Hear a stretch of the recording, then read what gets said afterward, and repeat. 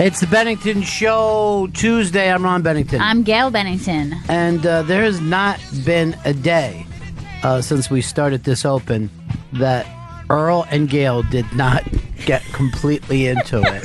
Every time. Every single time. You know what? I'm lucky that I have Earl here with me, or else I'd look crazy. Vito and Chris never move, even slightly. And Chris lies when he says he likes fish. He's just not a music person at all. Earl is a music person to a fault. Yes. Very much so. And Gail cannot stay still if music is playing. That's true. So Earl and I take this time to use it as a warm-up. Yeah. And then I feel like you guys, maybe just meditation time. Meditation time. Meditation time. We are playing the Bert Kreischer Unmasked today as we run downtown to do an Unmasked with Judd Apatow and the whole group from Crashing. And then also next week at 7 o'clock right here at the SiriusXM building, Unmasked with Jimmy Schubert. Yeah, excited about this one. That's happening next Tuesday, January 22nd, 7 p.m. Go to theinterrobang.com for a chance at free tickets. Jimmy's got a new special coming out on what, Chris? It's on Vimeo, but you go to jimmyschubert.com. That new special is Zero Tolerance. Oh, Zero Tolerance. Yeah, so there's a nice link right at the front page of jimmyschubert.com. Takes you to Vimeo. I've seen it, and it's hilarious. Bert, by the way, you can follow him on Instagram. He's out doing his Body Shots tour, and he's got a tour bus, I believe, for the first time ever with the Bert thing. Mm-hmm. And I was watching it the other day, and he wakes up, and he's in Calgary, and he's in the mountains, and he's just screaming, "I'm buying a tour bus." My life up to this time, I never got to do this kind of stuff. As soon as I get the money to afford a tour bus, I am buying a tour bus. So I don't know who's sponsoring this, but he's got a sweet tour bus. He's out Ron White style, just enjoying the big ass road. But the Body Shots tour, I don't remember if you were a little girl then, Gail, but we did. We used to have people in doing body shots, unironically. Yeah. Back in the 90s. I do remember that on my way to school every morning. Yeah. I could hear ladies getting the body shots. So that was great. Odd. Well, live and let live. From what I heard, oftentimes those ladies were a little powdery. Very, very powdery. One thing I've known about peelers, i.e. strippers, they don't shower first thing in the morning. They powder up. Mm-hmm. And can suck a lot of the moisture out of the room. Well, between that, we were smoking cigars on the air. So Right, it's very dry. Very, very dry environment. Yeah. But you know what? That's good for the equipment. I guess, yes, you're right about that. That's true. Our equipment lasted forever. All right, it is the Bennington Show, and that stuff that seems to be of the age, the trend, the fashion, the dance, none of it in the future is anything but embarrassing until you get far enough in the future, and then there's nostalgia for it. Then it's good again. So everybody in like the 80s and 90s was embarrassed of disco fashions. Now everybody is embarrassed about anything that took place in the 90s. Right. Whether it was grunge, boy band, new metal, all of and rap rock. None of that feels like it aged well, but who knows? Maybe 10 years from now, maybe we'll look back on that as like, hey, we looked pretty cool back then. It was okay. Any fashion trend that you've ever been embarrassed of? Oh, yeah. Particularly of the era, when I was like middle school age. into high school age. So you're talking kind of like late 90s, early aughts, which was just terrible time for fashion. Yeah. But I did wear a Jinko jean, was very popular at the time. I don't know what that is. A Jinko jean. Jinko was the giant pant. Oh, yeah, So yeah, it was just as big as a pant leg as somebody possibly could wear. Oh, yeah, I do remember that. I wore those too. So you could actually slip into your pant leg. You know what I mean? Like you could put your whole body through your pant leg if like you wanted to just get lost an enormous amount of weight. Yes. Like that guy who does the You always commercial. look like an after picture. It's so bad. It's so much worse than like a bell bottom because this is the whole pant was the bell, you know? I think the funny thing too is that there are occasionally bad fashion that never quite ever goes away.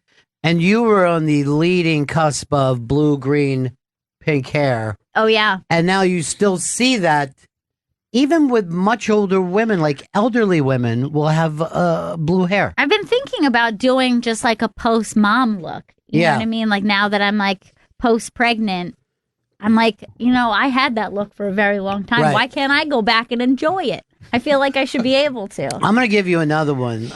Was your little rebellious age was tackle face, where you I had just took fishing lures and stuck them through your face. I had a lot of facial piercings at one time. Quite a few facial piercings in my, late high school, early college age.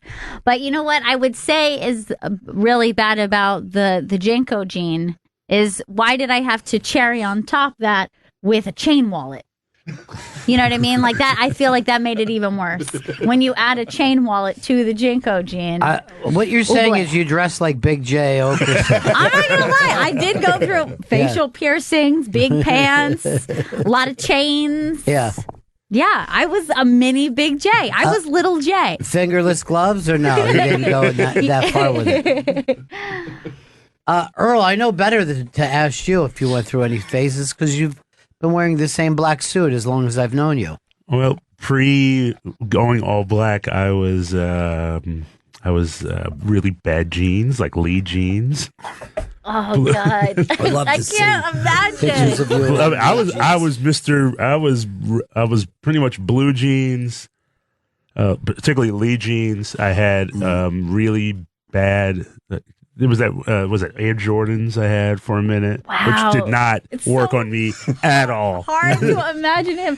Like I'm trying now. I'm Well, I imagining. mean, we're looking at middle school, Earl, right? This is early high school, freshman year. Yeah. And this is like when the designer jeans and designer sneakers really started to take off. I had a pair of Pumas with the shell tops, like the Run DMC. Did not work for me at all because you have to put taps on the ends, and I was so flat-footed they would just completely grind off. My brother was so mad at me because he got it down perfect. Yeah, black guys do worry if some other black guy is not wearing the shoe option perfectly. If you have no style, option. they will kill you. Yeah, I hear them all fucking with each other all the time when I'm at the club. And the other fashion faux pas was me trying. When I had hair, I was trying to grow waves in my hair. Like this, wow. I would love to the see do-rag, the whole deal. Dude, if you have any pictures of that, God, I need to see we'll it. fucking kill that. And I was a complete disaster because I hated do-rags. My brother got it down to a T. Like the line was like, you can get seasick with one of those waves. He had it perfect. I was just things are just going all in I would different directions. fucking love this. So good. Oh my God, I would wanna love to see it that, so too. bad. So I was. There's a reason why I wear black clothes now. So you just decided, for the sake of, I'm just going to do this like Einstein did, and then I won't have to think about it again. I didn't want to think about clothes again. I didn't want to get laughed at again. Did not want to get ridiculed again. Earl is I've known Earl since the year 2000, and he was wearing the black Yankees hat then, the jacket, the shirt, the black pants, the black shoes, everything. He looks exactly the same. Everybody was doing that thing on Instagram last week where it was like 10 years. Oh, yeah. Earl would look exactly the same. That's true. People call me a vampire. Someone called me a time traveler. It's like you're just popping in different eras. You don't look. Yeah. And I'm like, well, the only thing that's really different is your knees, Earl. You struggle getting out of a chair now. yeah, But I saw a picture a while back of the Nina, the Pinta, and the Santa Maria, and I believe Earl was on that boat wearing complete black. like ahoy! There's no reason to even ask Vito this question because he's done it with us. He went through bandana stage. Yeah, he's so young enough that he can change. He keeps trying to find a look for himself, and he never does. But it was way worse. Yes, we've seen your your dude bro thing when you were going to raves. That to me is hilarious. No, that's not my worst. That was just Molly drugs and stuff. It was in elementary school. I had two different phases in elementary school. One was like 5th grade, where I got frosted tips. Boy band, and into a faux hawk. Because my mom brought me to her salon to get my hair cut instead of a barber one day. And the guy said he'd look great with frosted tips. So I got that. And By the way, they will still do that to you today. You know what I mean? Like if you go to a salon, they will come up with something that sometimes men will just go, yeah, whatever. Yeah, I guess I'll try. Yeah. And then you're like, what did I, you go out and people are like, what are you doing? What did you just do? And my other one was I idolized Usher, especially when the Confessions album came out. And I would wear tracksuits matching fitteds and sneakers. And I would wear Atlanta Braves hats specifically because Usher wore them. And I had big fake diamond chains that I would wear. This is always the... that's a costume. That's a Halloween. And I wore it a lot. But that's the thing that people do is I want to look like Usher. And this goes all the way back no matter who it was. And you're like... What are you doing? You know what I mean? What's the best thing that people could say? You look like Usher. You know what I mean? You're like a white Usher. I took hip-hop dance classes for 2 weeks, and then I quit. But I was just like, I want to be Usher. And it was me in the all-black school I went to, dressed as Usher on dress down days. And I did that until I got made fun of for it a little too much. And then just went back to regular jeans. Just like you were a little while ago when you were wearing bandanas and we all teased you about it every day. I didn't even stop bandanas because of the teasing. My hair just started getting too long for it, so just beanies keep the hair back easier. It was a bad phase, and I was never a fan, and I feel like I was very upfront about it. Yeah, you were very clear. The phase was 2 months ago. I obviously, if you live long enough, you've done a bunch of horrible things, and one I'm going to cop to the response that I heard Brian Regan use, is that you can't name a haircut years after it happened, and that is of course the '80s mullet, which was pretty much universal. Yeah, that was just standard man's hair. Yeah. I mean, every rock band, every movie star, people were like, oh, I could keep my long hair, but look more sensible to the outside world. And then as the years went by, everyone's decided it was the stupidest thing that ever happened. And I'm like, but Bono, Sting, every hockey player. Matter of fact, a lot of times you would just say soccer cut or a hockey cut. Yeah, hockey cut was one of the names. I mean, why are we taking any fashion trends from Canada? They should not be on the cutting edge. Also, I will battle back against any free clothes that were sent in. So any shirt that you were wearing, Zubaz pants, these were things that were given out for free. And Zubaz was a way to wear your pajamas all day. Yeah.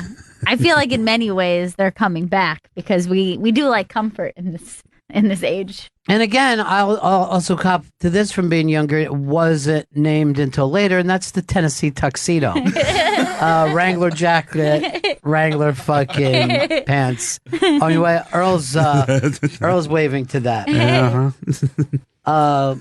Chris Stanley, yes. You're in the dad shirt stage.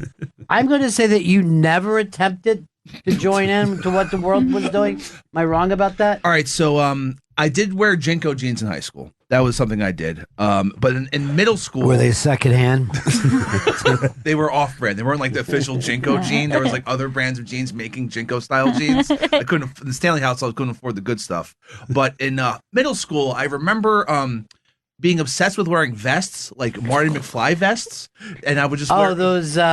What he was like a puffy vest. Yeah, like he was. They said it was a down vest, lifesaver or something. Right. Yeah, like a life preserver. Yeah. So I would wear those almost every day to middle school for 2 years. You should wear them now. Yeah. We'll give you. I think it looked really cool.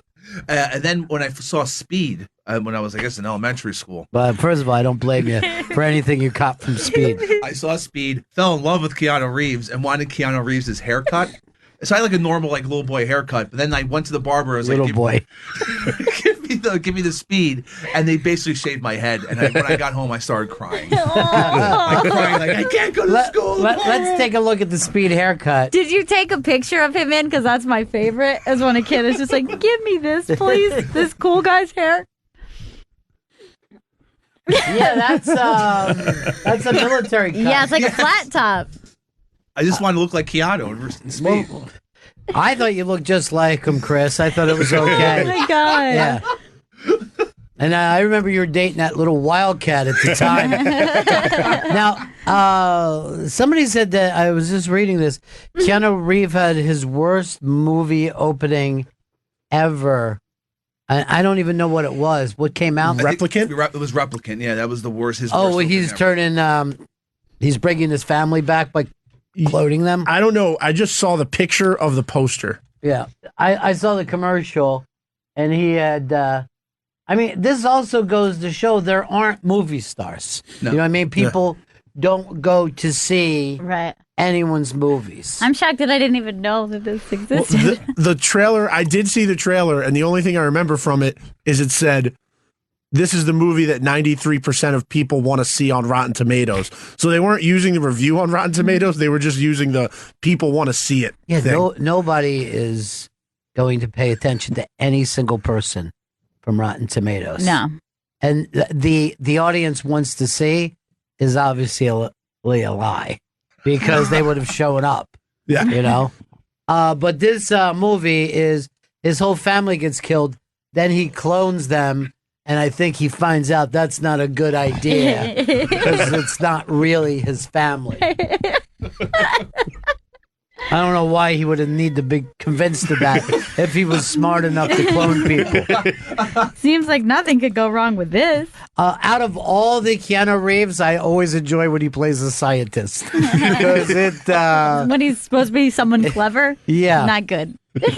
There was I forget the one, but he was actually making some kind of fusion, like a nuclear fusion thing. And I'm like, no, he wouldn't be working on this. He would be trying to stop a bus from exploding. That we all agree with. Get him on a surfboard. That's his wheelhouse. Put a gun in his hand. Yeah. Fine with it. Took him a little bit to learn how to use that surfboard, but once he did, he was in with the cool surf guys who had been doing that their whole life. Just caught some tasty waves, sir. Give me two. They got these meatball sandwiches. Two. The dumbest fucking scene ever. The dumbest scene. First of all, it's supposed to be the morning, isn't it? Yeah. No one is selling. It's supposed to be Whether really you can eat it or early. not. No meatball sandwich place is going to be open before noon. Because there's zero market for meatball sandwiches first thing in the morning. I don't know why. It's not that far away from sausage. You know what I mean? You could eat a sausage sandwich, but a meatball sandwich, you'd start puking. I'd like to get to the bottom of this. I think there's collusion. I think it's definitely a case of collusion. Big Meatball must have paid to put that scene in. Good one, Chris. I really like that joke. Me too. Is that a big sugar, a big pharma? Big meatball. Big meatball. It's also what I call Vito. Dirty, greasy Italian. Filthy. You got to get on that new Staten Island show, Vito. Get to the bottom of it. Made in Staten Island? Yeah, Made in Staten Island. I think it debuted, was it last night? Yeah, last night was the debut. And It's the rat, Sammy the Bull's granddaughter. Oh, granddaughter. She's young. She's got the entire Guides thing going on. And it's everything that Vito should have done with his life and didn't. Didn't you ever even try out for one of those Guido shows that were so hot? When I never had the Guido thing going, but when Jersey Shore came out, I was... Dude, you can't help but have the Guido thing going. When 100. you don't think you're doing the Guido thing, you're doing it. The Jersey Shore thing fucking took over my high school real quick, and I was all in. I was all in on the Jersey Shore Guido thing. You were not copying Jersey Shore. That is who you were. And you know what? You're right, because now I'm looking back, and it was... And then I'm like, oh, wait, Growing Up Gotti got me, too. So... You didn't need Growing Up Gotti. You were Gotti. You finally saw yourself on TV. Your family is the unsuccessful Gottis, the unsuccessful Sammy the Bulls. Look at Staten Island. Beautiful. The swimming pools look great. Frightening. Bro, they're just trying to make it look worse. How can you be that far away and live in New York City? Really you are weird. so far away. Do you know Staten Island used to be farmland like only a couple decades ago? Yeah. It's like not even that long ago. Yeah. Of course it was. I mean, there's a lot of land there. And a lot of that farmland has been turned into dumps. So... It's mostly garbage now. Who cares if food is coming out or going into the ground? It's all the same. Boom. All right, it's the Bennington Show. This next dumbass that we'll be doing with Jimmy Schubert is going to be a blast. Make sure you get in on that. That's happening next Tuesday, January 22nd, a week from today at 7 p.m. here at the SiriusXM studios. Go to theinterrobang.com for a chance at free tickets. And Jimmy's special Zero Tolerance is available now at jimmyschubert.com. I find nothing odder than that Jimmy is a West Coast comedy store guy and not an East Coast comedy cellar guy. I know. He belongs here. Yeah, I mean, everything about it. And I don't know if he's ever lived in New York. You know, he grew up in Philly, but then he went out to L.A. fairly young, then lived in Florida for a while, and then back to L.A. But I don't know who he hangs around with. He's just chasing that good weather. I guess. But I mean, you look at the lineup at the cellar, and every time you're like, is Schubert's on this lineup? It just doesn't look right. I know Earl's always telling me everybody should stay with their own kind. And I agree with you 100%, Earl. What? Boom. So I have a question for you guys. Good. When you are in a circumstance, you have seen now like an altercation between a couple. A man and woman, they're starting to argue. It goes to the next level, starts to seem like it's getting physical. Are you the type of person that you would say you would get involved, or do you mind your business in that circumstance? Believe it or not, it has to do a lot as if your mom is there or not, because I have to follow her into the fray because she is the first to always speak up. She can't stand anybody being aggressive with another person. But I love to jump in because I always think perhaps I'll be on the TV show, What Would You Do? And I don't want to be one of the people just walking by. But no, I have a tendency to get involved. I always feel like I could be the cooler, though. I don't go in and try to punch anybody. Right, yeah. I go in like, dad energy, like, hey, let's stop this right now. Come on. Because I had a circumstance that happened this weekend that a male and female, initially I thought that they were a couple, but they ended up not being a couple. But it ended up getting very physical, and it was in front of a whole restaurant full of people. And I step in to be like, hey, let's chill it out. I totally went with chill energy, like, let's not let this get physical. And I turned around to see, where are my supporters here? of a restaurant of people sitting down wide-eyed like, ooh, something really bad is about to happen. I don't blame them for that. I mean, I don't either. I was just surprised. It's a world filled with Chris Stanleys. It's a world filled with people who will not get involved. Chris, are you like, you're kind of sit back? I'll sit back. I mean, I think even if it was us in this room, if you just got up and smacked me, Chris would be like, that's their business. If a guest came in here and started to kick us and punch us, he would not. Yeah, he'd just go to break. Yeah, and even there would probably be a minute of dead air.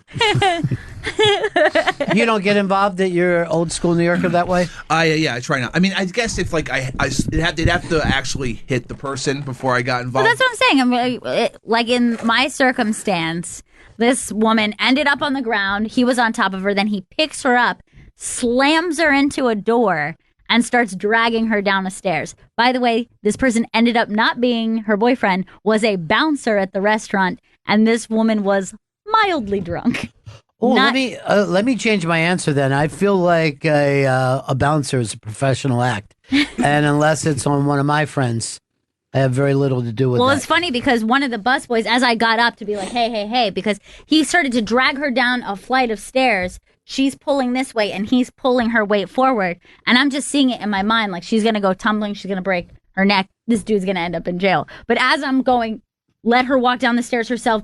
Take your hands off her. Let's let her walk down the stairs herself. A busboy comes running up, and he's just like, oh, don't worry. He works here. And I have to turn to him and say, this means nothing to me. This man has no authority to me. I'm like, oh, a bouncer is he? I'm sorry. He's allowed to do whatever he wants. Yeah.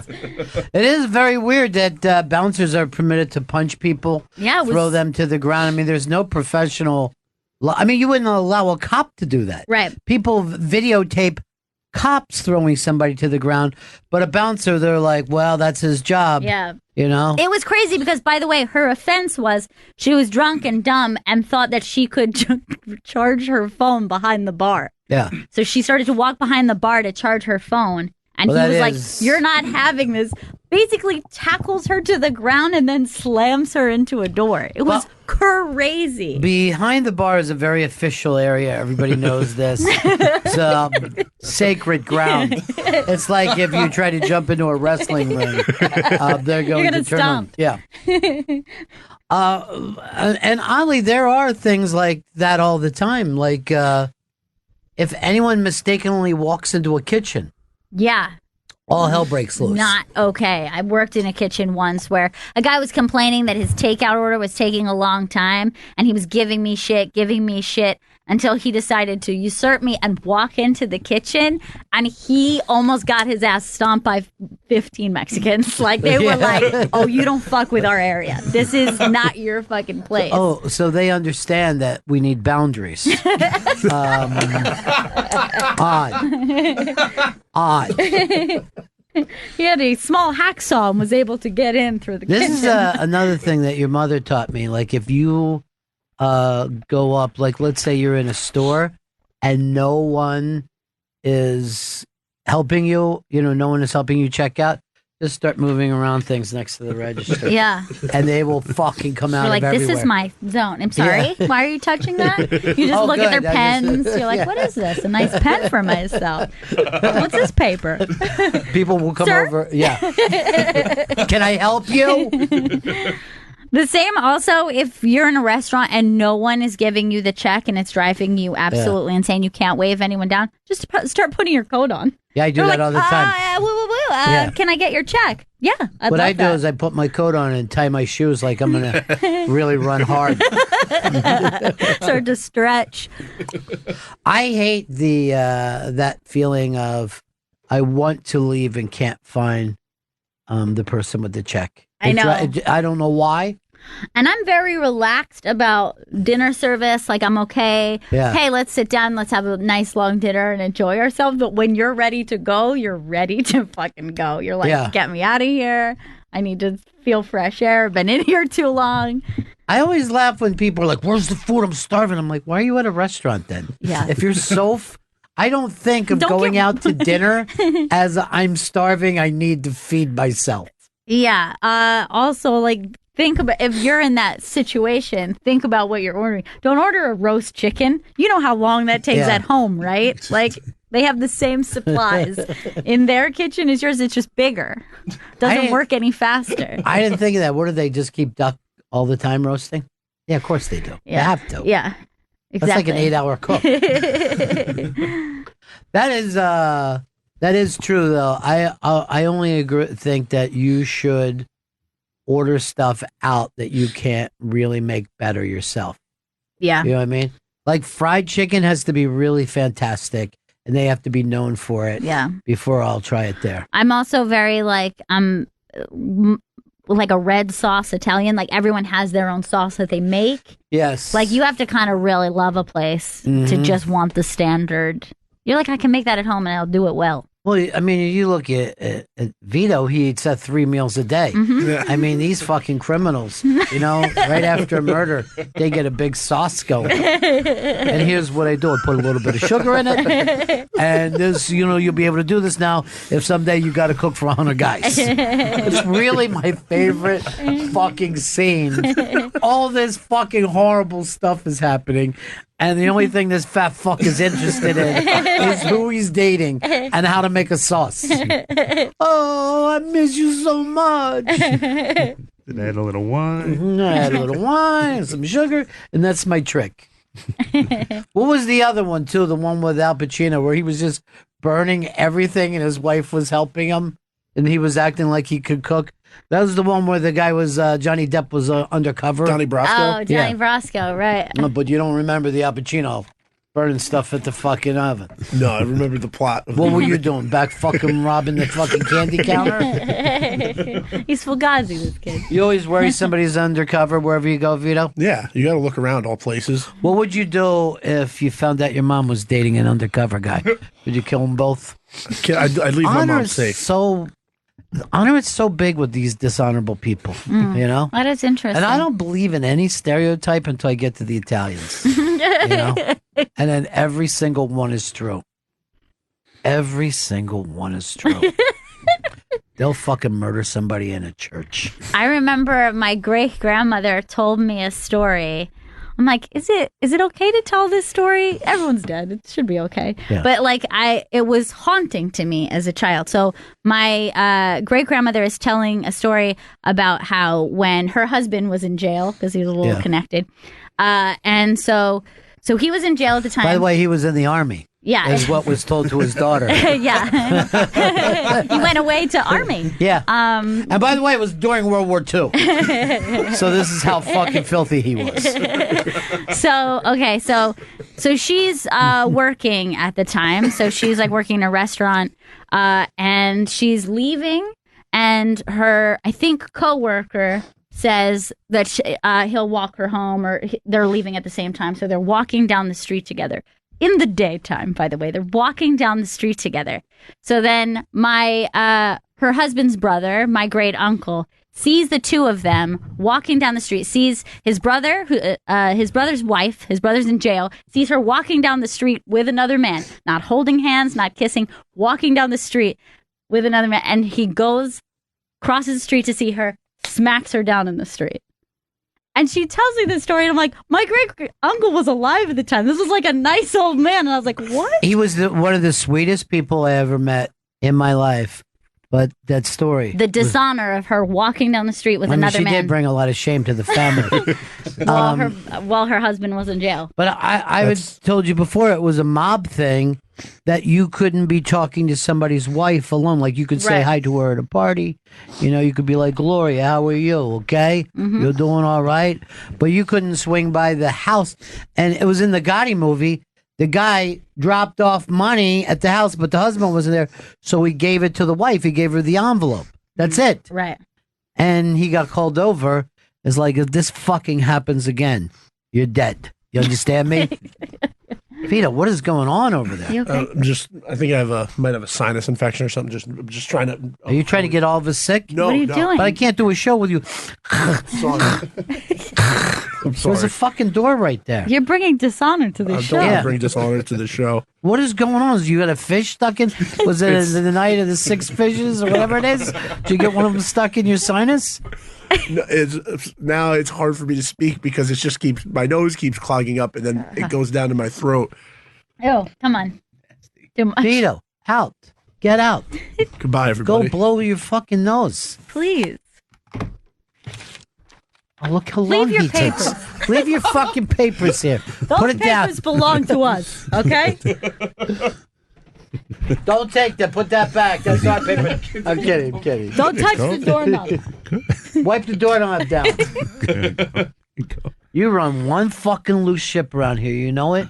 I haven't heard him do any of that all day today. This is the first time it came up. You didn't even fucking calm down now. You have to have me do it. That's something you should be taking care of. Earl, get out of the room. Get out, Earl. Get out. Follow the boot out the door. The boot. Get out, Earl. You're coughing. Out of the room. Eat it. We can't have the whole show get sick. How do these guys come in like this? They know not to come in sick. I've told them that. Coming back in. What are you doing back in here? Get it. No, stay out.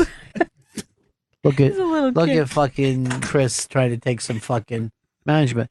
You let Earl stay in here. Earl, get the hell out. I'm fine. Just leave. I feel It's not up to you whether you're fucking spreading illness. It's up to us. I was basically just clearing my throat. That was it. Next time you clear your throat, I go to the doctor's and I get sickle cell. I gotta fucking watch out for myself, Earl. This is the fucking bad winter, okay?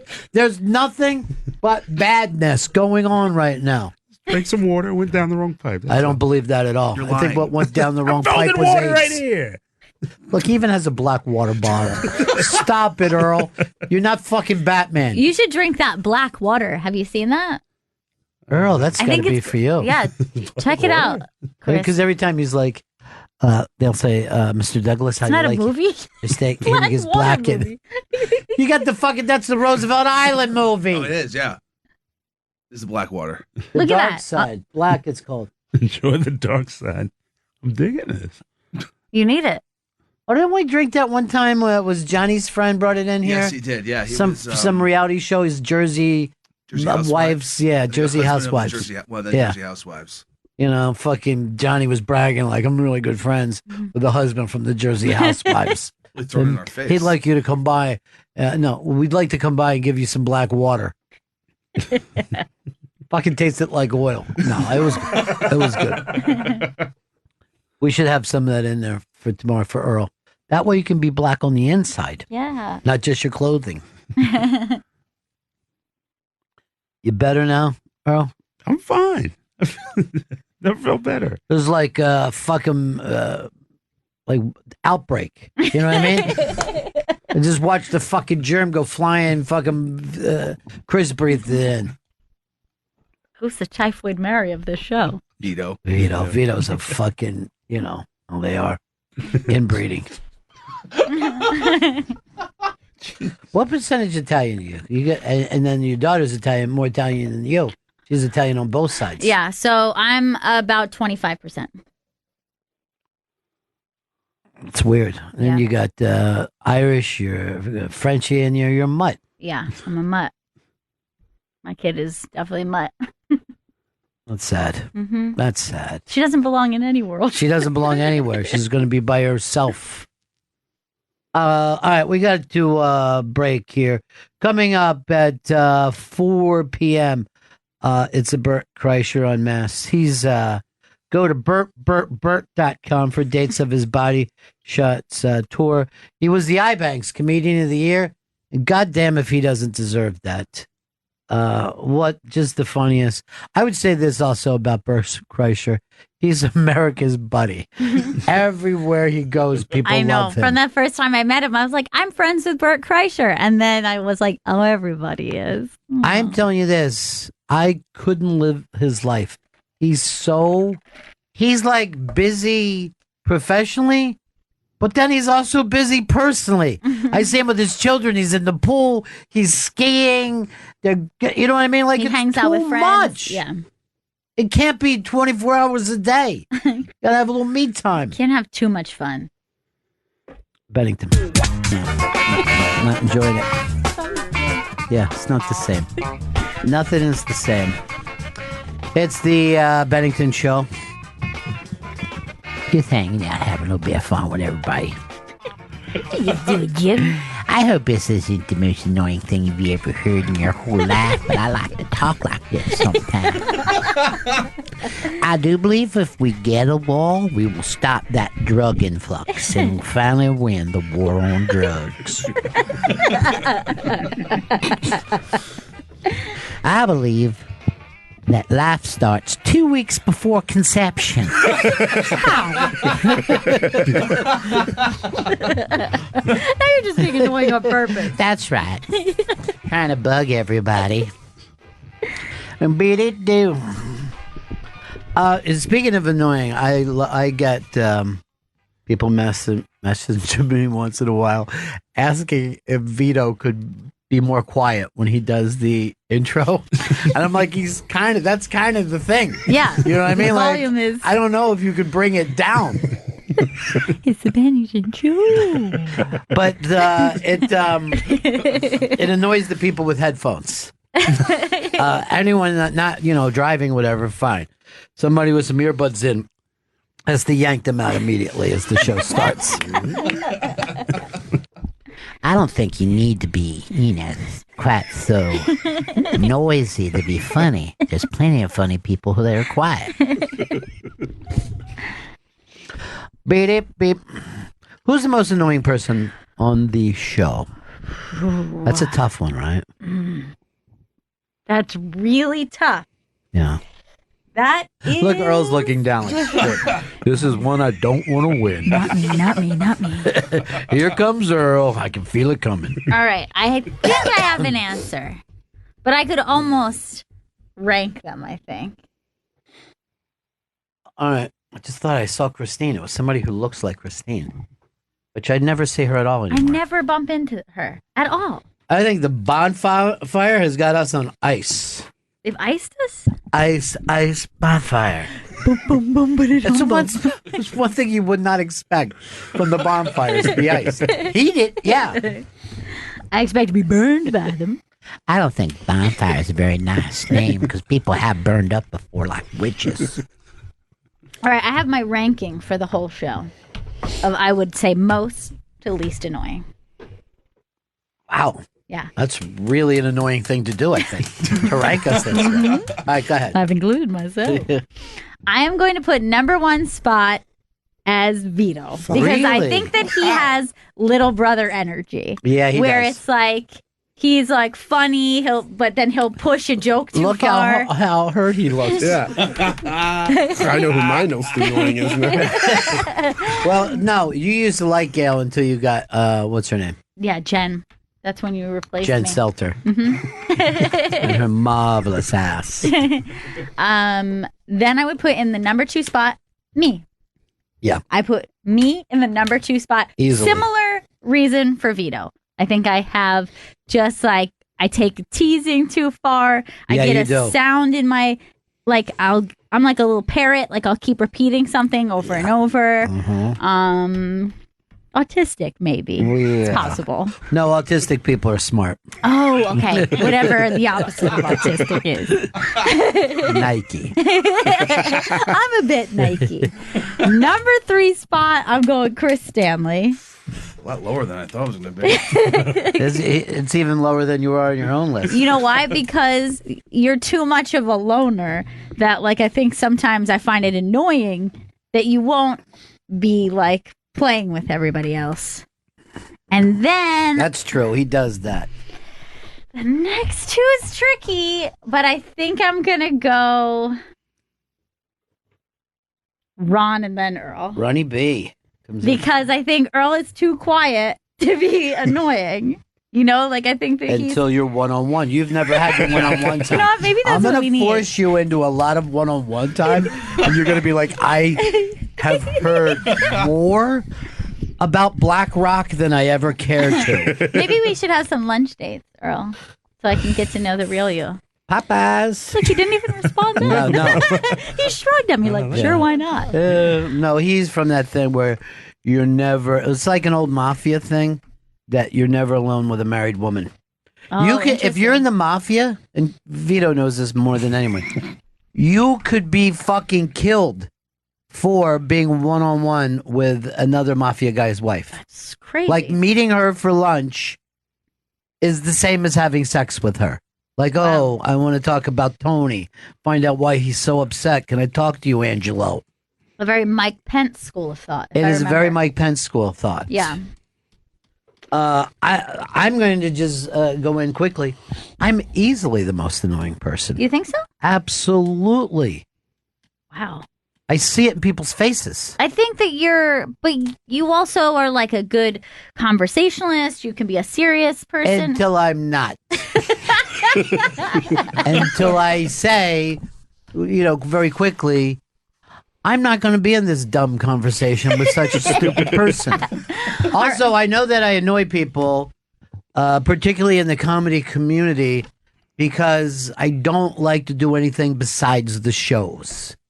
Okay. I don't come to the barbecues. I don't come to the weddings. I don't come to the diner with you after the show. You're like, the show's over. The show is over. Well, how would you place yourself if you just think of the average person? Would you say you were more or less annoying? More. More annoying. You think you're more annoying than the average Well, because person? even I don't know what mood I'm going to be in. You know what I mean? Okay. I don't know whether I I don't know whether I'm going to be fun Ronnie or done Ronnie. Hope it's fun, Ronnie. I'm praying for fun. Well, at Thanksgiving, my mom said this: "Thank you for keeping everybody up and entertained." And I go, "Oh, I see." You know what I mean? Because she wanted it to be a stress-free thing, and I went in and was just like, playing around, and that was appreciated, which means most of the time it's annoying. She's good at that, though. Like a compliment that is also the backhanded compliment. You're like, wait a second. Right. The kind of compliment where you're like, I like your hair so much better now. Yeah. And you went, wait, what? What was wrong with my hair? My favorite thing that happened this year is that she was pretty weirded out because I had a pink shirt on. Are you trying to tell us something? Yes, I've waited this long, and this is the way I decided to do Mom, it. it's the 1940s, and we use codes to alert ourselves to other gay men. Just lucky he isn't wearing a yellow shirt. What's that mean, like piss? Yellow discipline. Oh. I'm throwing out my yellow shirt then. I don't want to get off the wrong vibe. Chris, would you say you are more or less annoying than the average person? I'm definitely more annoying than the average person, just for the fact of all the F-bombs I drop in public and the I don't know how to act around. Yeah, the way you talk in an elevator. I do not take elevators with you because you are loud, you're obnoxious, and quite often farty. That was the next thing I was going to bring up, the gas. The gas is annoying. Yeah, that is actually pretty annoying. I will say this. You don't do it with the host of the show. No. You do it to the poor producers. Yeah. You run into their room, fart, and then rip leave. it. As if that's a fart tank in there. But it really shouldn't be, because there's less ventilation in there than here. He respects random coworkers here more than he respects me and Earl in that booth because he won't fart in the hallway because he doesn't want to get caught farting. I've talked to people in my personal life like, my boss Chris farts all the time, and like, is it me being a diva or is it ridiculous that he farts 12 times a day in the morning? And they said no, it's all him. Who are you talking to? What are you running, a gossip column? No, I just said that. Dirty laundry. You have HR here. You don't need to fucking run out to your fucking cool hip friends. Talk about my gas. It's the one thing I can. Anything I complain about is just I have to buy Febreze and I have to sit in a fart desk every day. You got another person who faints from Febreze, so be careful. Oh yeah, no. It's a catch-22. Earl made sure I buy Glade. He told me Glade. He's fine with Febreze. Smarter. Because he just stands up and he'll just start blasting Chris with the Glade. Dude, you can't be like that, Yeah, dude. that's too much. Okay, one thing. Earl's fine with it. He's not bitching about the farting. It's Vito. Because I sit behind the butt. You sit inches behind Chris, and it's ass to face. Ass to This is ass. not ass to face. I wish I never heard any of this, man. I'm going to be This is totally so honest. gross. I am And really grossed Beyond out. annoying is just not hygienic. I know, think. yeah. I know a lot of people think that farts are hilarious, but if I wouldn't be buying Glade, I'd be buying a fucking knife. And I'd put one right in that fucking asshole of his. I'm starting to think that I should put Chris above me. Yes. But then I'm also thinking, the loudness at which he eats. Oh, God. The other day, and I literally brought it up on the air, he's eating a slice of pizza as if it hurts. It was like, I'm like, what the fuck is that? Is that your digestion attacking you? Oh, God. Is he so full that he can't? He's literally stomping down in his stomach. Oh, I hate this conversation.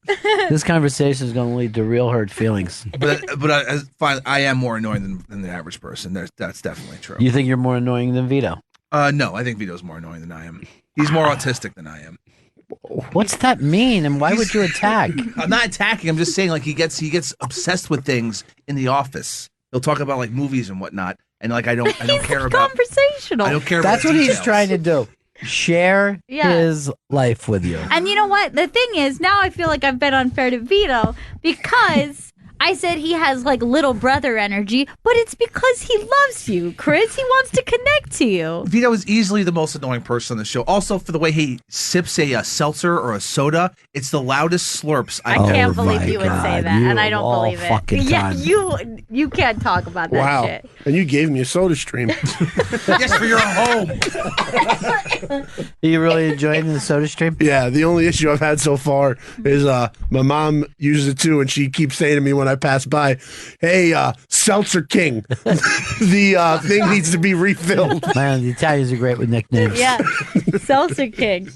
Seltzer King, stay on that. Yeah. I will say this, and this is something I appreciate out of Chris. Mm-hmm. There is no small talk in his life. So when he, first of all, be boss, can I call you? Which is never. I got some wonderful news. Nope. And then he just blurts it out as quickly as I answer the phone. So it's like, these fuckers in the comedy department, something like that. Yeah, it's immediate. Yeah, because I just want to get it out there and just get into the conversation. And then it's always like he thinks we get fucked on some guest. And I go like this, I can't tell you how little I care about guests.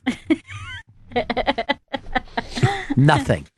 Do I care? If someone's, is here doing all the shows, then I really don't want them anyway. Most of the time. You can hear them anyway. It could be nice if you drop by, but if they don't, I don't give a shit. Right. You get 15 minutes with who? Fucking Kurt Warner? I don't care what you think. They're fucking us on Warner. This is bullshit. You won a Super Bowl. I will say this. When? Once in a blue moon, Chris will realize that he doesn't do the small talk thing with me, and it's really funny when he tries, because he'll be like, all right, we got to go over, how's your baby? And it's really funny. She's good. Thank you, Chris. What do you want to say? I know that was hard. No, that was very difficult for you. She has a new baby. I should ask about it. All right, enough of the noise. I think that we brought out the worst in each other with that. Earl never copped to a thing. Yeah. You don't think that there's one thing that you do that's annoying, Earl? You're kidding. You're kidding. Probably with the injuries. Injured too much. No, I love too much. That's my biggest flaw. You have no idea who you are. You have no self-awareness. I think just being very vocal about my various ailments. Just because one day I said that you moan every time you get out of a chair, and I was worried about him. And then he said, you said your knees are going out? No, it's just a little cranky, that's all. Cranky knee. How's the back? Back's fine. I feel Those great. black guys have bad backs. I don't know why. Always. What's wrong with the back? I don't know, but you can see more hobbling black dudes. Canes. Sometimes. Yeah, canes, and just hunched over, and they're not old. You know what 40s, I mean? like early 40s. Early 40s, their backs give out. And it never gets brought up on mass media. I would love to see somebody say, look, I don't give a shit about the wall or anything. What are we going to do about black guys' backs? You need to work on that. All you got to do is be on a train here and see a dude that you're like, he's thin as a fucking rail. You know what I mean? Right. He's not an old person. And just the walking through the city is too much.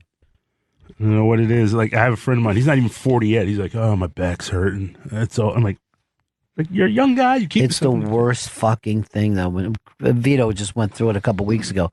When you have back pain, there's nowhere to get comfort. Yeah. I think back and neck to get like those two things. Anything in the spine. They're fucking connected. Yeah, extended. You know, I mean, a lot of people in the medical field think I'm crazy for this, but I feel like it's all one rope.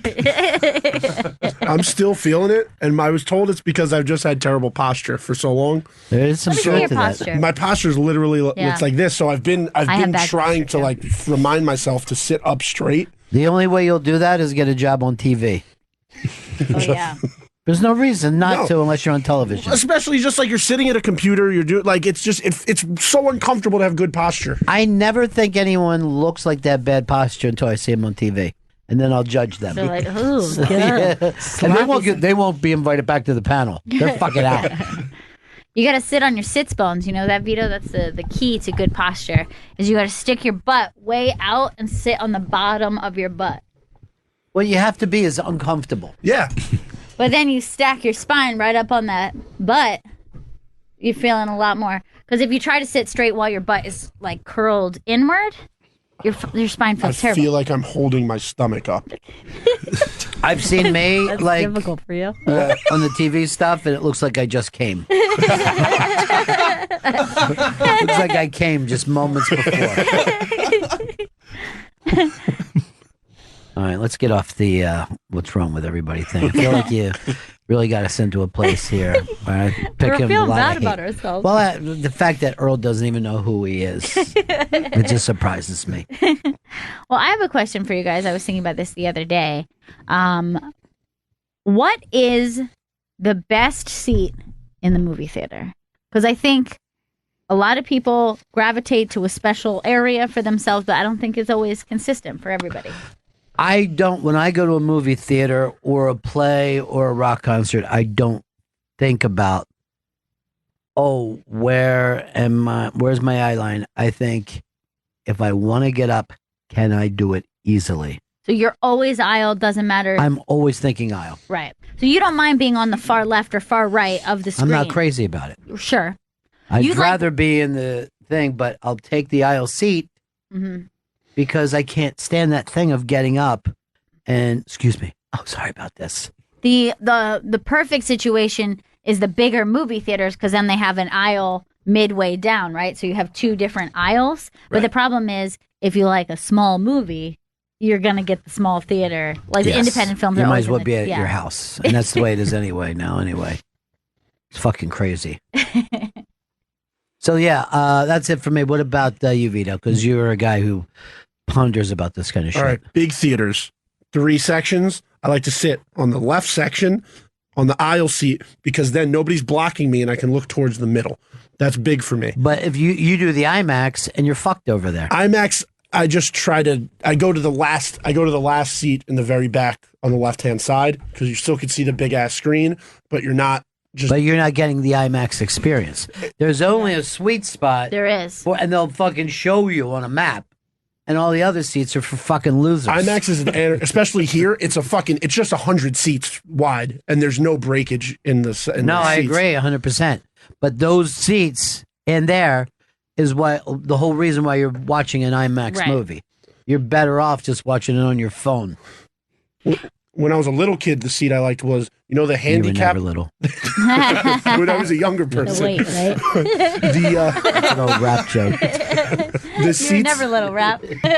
behind the handicap spot where there's nobody in front of you. Right. But now they're too close to the screen, and I can't sit that close. Well, this is why I bring this up, because I think a lot of people, I notice, gravitate to the rear of the theater.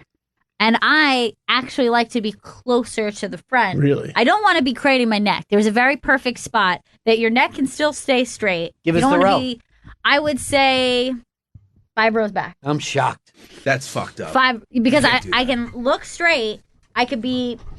the screen is like in my peripheral. I don't want to see too many heads in front of me. Yeah. That's a problem for me. If I'm just looking at a sea of heads in front of me, I'm watching them move and like eat stuff. It's just distracting. And you're shorter, so it's like, I don't Let's even not think. attack each other.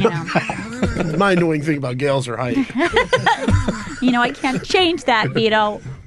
Have you been to the recliner theaters? I have. I think maybe the first time I ever did, I was with you, Ron, and we went to go see the Tarantino movie, Hateful Eight? Hateful Eight. And I was like, this is far too comfortable. I mean, I felt... I went out like a light. I mean, it was... I wanted a blanket. I just wanted to cozy up. I'm honest... I shouldn't be more comfortable than I am in my own home. Because I was way more comfortable than I can watch a movie at home. I can sleep in a movie theater better than I can in my own bed. And I normally, even if I go to a screening, I got to take somebody to give me the elbow. Because I'll go out. I've had to do it for you before. Yeah. And I always look over like, what? Work, Dad, work. This is work. I should just have them show movies on the back of my eyelids. Perfect. Earl, you, well, I guess you're forced to sit in the balcony, which... Those days are over. You know, when my parents were growing up in Pennsylvania, black people had to sit in the balcony, and the whole deal was like people went to the movies all the time then, like kids would go to the movies because they didn't have TV sets. And my dad said he always wanted to sit in the balcony. He was always like, fuck, lucky bastards are up there enjoying life. I wish I were black. And people don't fucking think that happened up north, but wow, yeah, I am surprised. I did not think that happened in Pennsylvania. Yeah, and a lot of shit happened in Pennsylvania. So where do you sit, Earl? I sit 4 rows, the 4th row from the back. So always 4 rows. I figured it out because then if I needed to make a quick run to the bathroom, I can. And that's a big still thing. Get a full view of the screen. Are you in the middle though, or are you on the? I'm aisle seat. Yeah. I love the aisle seat. Men have a tendency to want an aisle seat. Oh yeah, and the man spreading. You think perhaps? I think there's some of that. Which I'm a fucking short guy, and I feel like I don't have enough leg room as it is. It's like being on a plane. I'm always like, how do fucking big guys fucking sit here? I notice this all the time if I'm in a movie theater, God forbid a Broadway theater in New York City. I know for a fact I have really short legs. I don't really understand what everybody is doing in this situation. That's terrible. There's sometimes I don't even like going. A movie's 2.5 hours. I have to really fucking want to see it. Yeah, that's the problem with the movie business now. And it's also, what, $20-$25? Yeah, but I'm a Stubbs A-lister, so I'm just paying $20 for the month. I get 3 movies a week. Great. Well, Lottie freaking yeah. All right, that's my most annoying thing for Earl. Yeah, he does that shit a lot. Really? Now, Chris Stanley, you and your girlfriend go to movies, right? Occasionally, yes. But you never went to movies unless you have a date, right? Yeah. You're not a single guy at the movies. Oh, really? Yeah. Very rarely, yeah.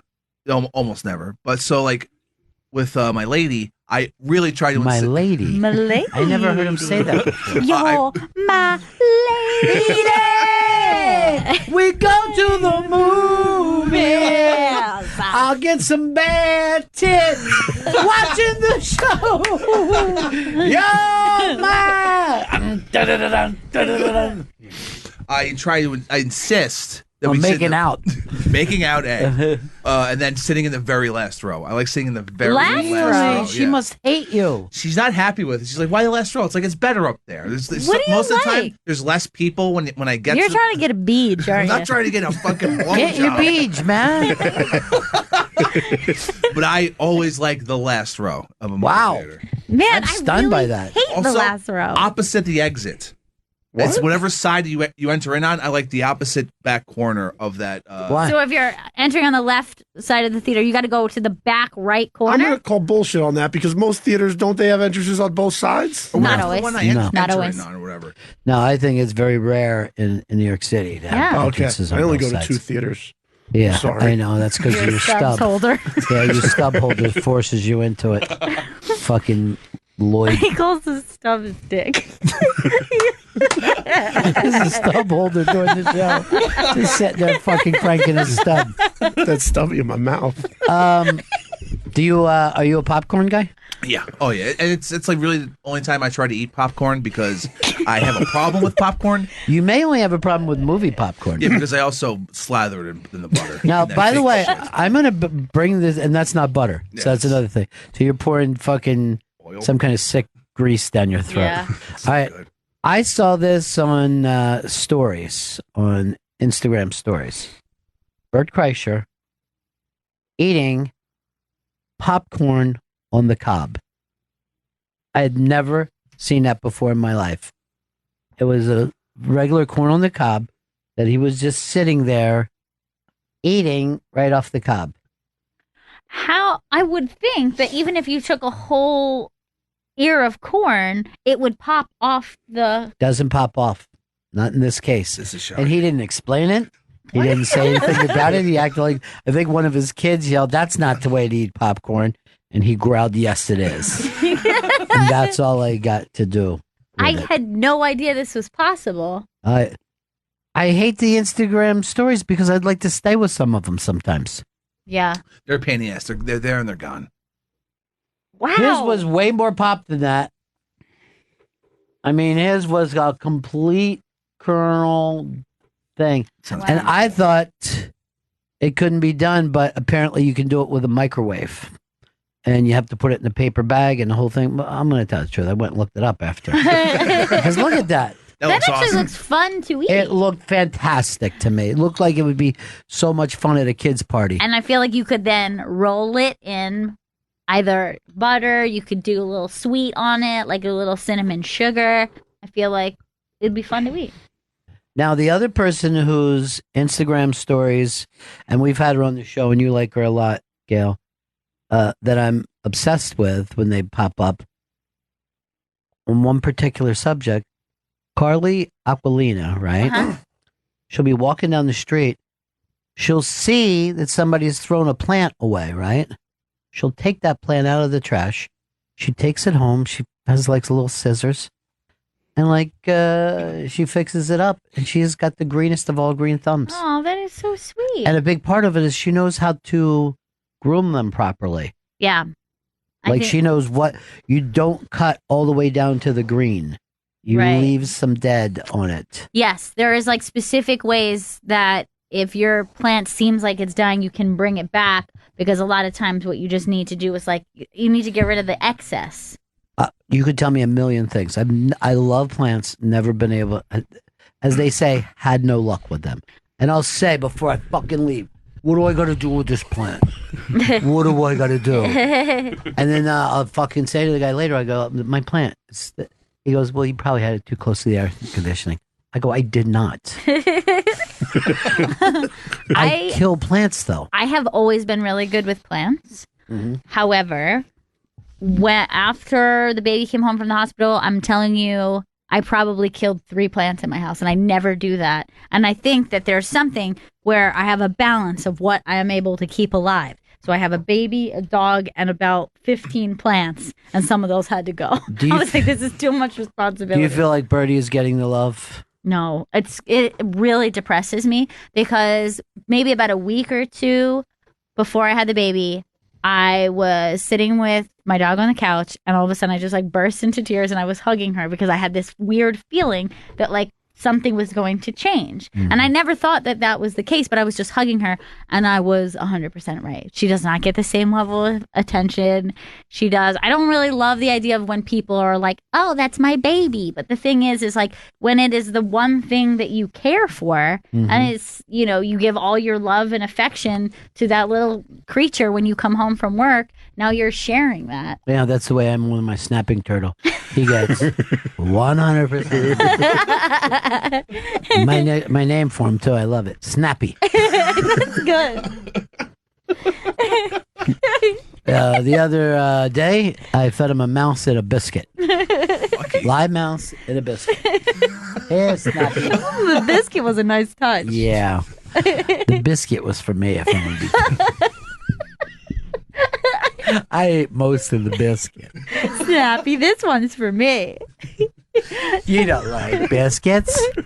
Dude, that just reminded me of like when I was a kid, my little cousin, Seth, when she was little, Sassy. So my brother had some sea monkeys, and she was just like a little thing. And we were like, oh, look at it. Okay, so now like look at that one there. Each of us should name one because we have 3. Right.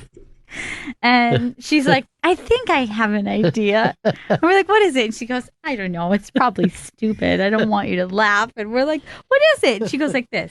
Swimming? And we burst into we busted out laughing. And she just goes like this, forget it! I knew you would laugh at the name. But we couldn't stop. We're like, no, stop. Swimming! I don't know. Swimming? What do you think is swimming? First of all, I love it. Eastside Dave would fucking have loved that name. Swimming. God, it makes me so happy. You know, Chris, you don't have any plans for a baby, but perhaps you and your lady might look into a pet just to see if you have enough leftover love. That's interesting. I don't even thought of that. Because Earl, you've never had a pet in your life, have you? When I was when I was in grade school, we had 2 cats, and then my 2 cats in the yard. School was way too hard. And then what happened? My mom got sick of them. Just gave them. No, but it got like ice cold. But she knew how to house train them or whatever, to the point where I think I was like in 2nd grade. I opened up to go to the bathroom. One of them was sitting on the toilet, using the toilet like a person. That was your sister. No. You, like the last episode of MASH, forgot what exactly happened. That's the plot of Meet the Parents. Oh, right. No, that's the plot. The cat, Jinxie Cat, goes to the fucking bathroom the entire movie. I can't do that. Falker, can you milk me? A wonderful film. Yes. In this case, yes. We would be able to milk you. Yes. Anyway, let's get this back to Chris and his lady. Yeah. I have never heard you refer to her as your lady. Would you say that to her face? You'd be like, "You're my lady." Yeah, you're my lady. You would? Did you say that? I've definitely called her lady before. Do you ever say that you're once, twice, 3 times my lady? I've not said that. I could throw that out there soon, though. That'd impress her. So you say, "Where's my lady at?" Yeah. No, you don't. No, you fucking don't. Or I'll see her. I'm like, "There's my lady." No, you don't. I have said that. Do you tip that nice new hat you have when you? If you were to go to a restaurant, and you guys were going to meet there, would you say to the host, "Me and my lady would like a table by the window"? I'll be, all right, I'm here. It's for 2. My lady is running a little late. And would you say, "I'll have a bucket of slop, and my lady will have the salad"? A tossed salad, if you know where I'm coming from, sir. Isn't that right, lady? Oh, my lady. When she get her green card, then she can finally get away from She has one, Ron. Really? Congratulations. She's a citizen of these states. Oh, so that's why she's not pushing for this this ring-a-ding-ding. She's not going to anchor baby you. She's a sweet lady. You got some lady there, my friend. Thank you. I really do. Sexy, sweet lady. Lady! What was that? What was that fucking... That was a giant hit for them, too. That was their breakout hit. That was the breakout hit, yeah.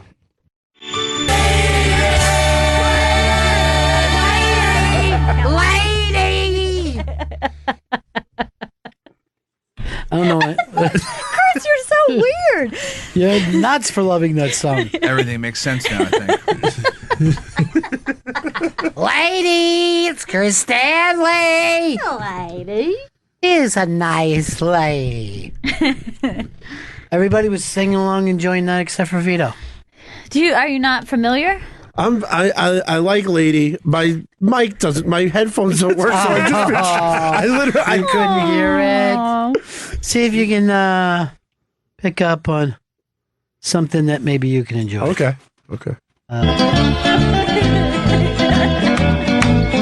What happened, Chris? Didn't have it up? It wasn't up, no. You told me it was always going to be up. Well, I think I put it down one point, and now I put it Tells his girlfriend that, too. Fucking burn! Burn, baby! Holy shit, it's Lady? My lady you're talking about. It's mostly your dick. You Earl, should we quickly go to Burn by Deep Purple? Or... yeah. Well, actually, it's not even a bad little twofer. Yo, my... I don't know if you can even sing that song without wearing armor. It does seem like you should do that move where they have the sword just I know. over their head. Don't. If he was riding on a steed, he's just galloping through the fucking arena as he's cutting heads off. Lady. Yeah! Get off my fucking head! Look, Chris doesn't like it because this is going to be his wedding song. I actually just hurt my neck laughing. Oh, man. Yeah, it's fun. Vito still can't hear anything, huh? I think if I put in the headphone jack halfway in on this thing, I can hear. Make sure you don't call engineering. Let's just keep that for when I have a lot of fucking guests and they're all going, what? You know what I had to do today? I had to swing by the front desk for the second time and say, please, can we get some paper towels in the mother room? Please call facilities for the second time.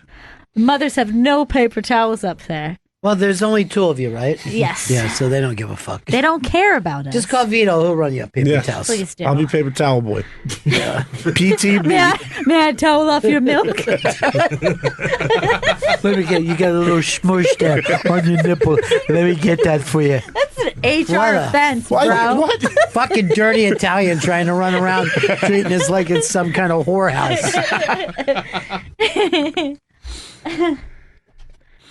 Oh, God, sticks. Oh, God, sticks. Would you rather hear this? I am sailing away. Oh, You know who's not only a great Styx singer, but friends with Styx, closed out our Thanksgiving show, Don Wiki Wicklund. Loves Sticks. Favorite band of all time, Styx. They're very theatrical. So, What are you saying, Don's theatrical? Is that where that's I'm just fucking saying. coming from? No, I mean, like, that's a code word, son. Actually, for vocalist, perfect band. Like, I'm dead serious. If you want a vocalist, You realize that this isn't one of those fucking nighttime shows where you judge people singing, right? No, We're not putting that's a complete compliment. We're not putting them through to Los Angeles. You're on your way to Hollywood, Sticks. It was a little pitchy, Sticks. A little pitchy. I was over. It was over at the Hard Rock, and this was like a few years ago. Johnny was doing something, and I go over there, and it's like a corporate affair, and Sticks is playing. Fucking killed it. Yeah. I mean, killed it. They are such unbelievable musicians. And it was a small corporate affair, and they played it like it was fucking Madison Square Garden. They were reaching to the back. Guys were like fucking lighting it up. And I'm like, Sticks, professionals. I saw them live. They did a post-Mets game. Yeah. Where like they just, over the summer, once a month, they bring out a band to play after the Mets game. It's fucking awesome. People were just going crazy. I got busted because Styx was an opening act, and I got up to go sell fucking drugs in the restroom when I was in high school.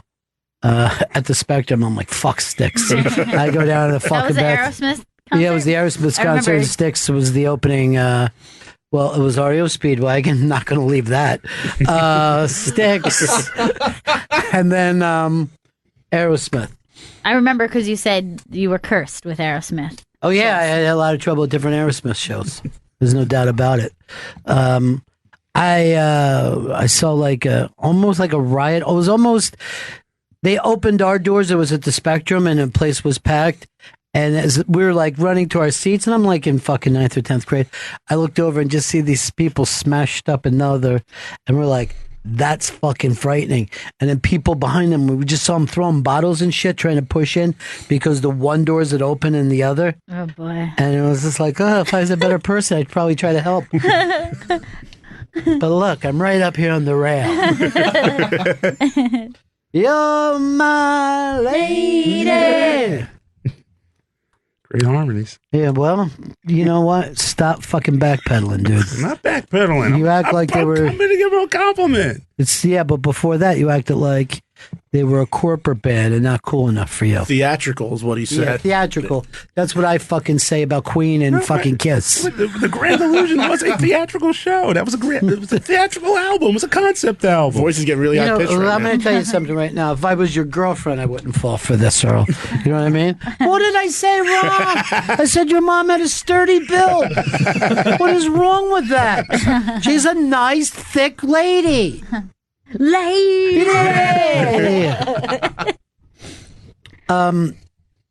Who's we're gonna play an unmasked because we have to go do the unmasked with Judd Apatow and Pete. Call me Pete Holmes. So what are we gonna run here? Mr. Bert Kreischer's unmasked. Oh, Bert Kreischer. Comedian of the year, Bert Kreischer. Yes. You know, Bert is out right now. If you get the opportunity, please go see him do the Body Shots tour. And a lot of people tour under a name because they think it's cool, but I'm pretty sure he'll be doing body shots. I don't doubt it. Yeah. He's so fun. I brought this up before. The only person I've ever seen eat popcorn on the cob. Thank you, IG story. You're my lady. No, now you act like you love them. They're theatrical. I get it. You're Earl. a hater. Haterade is what you. Is that what you're drinking? So would that be your wedding song with your chick? As of right now, I think it has to.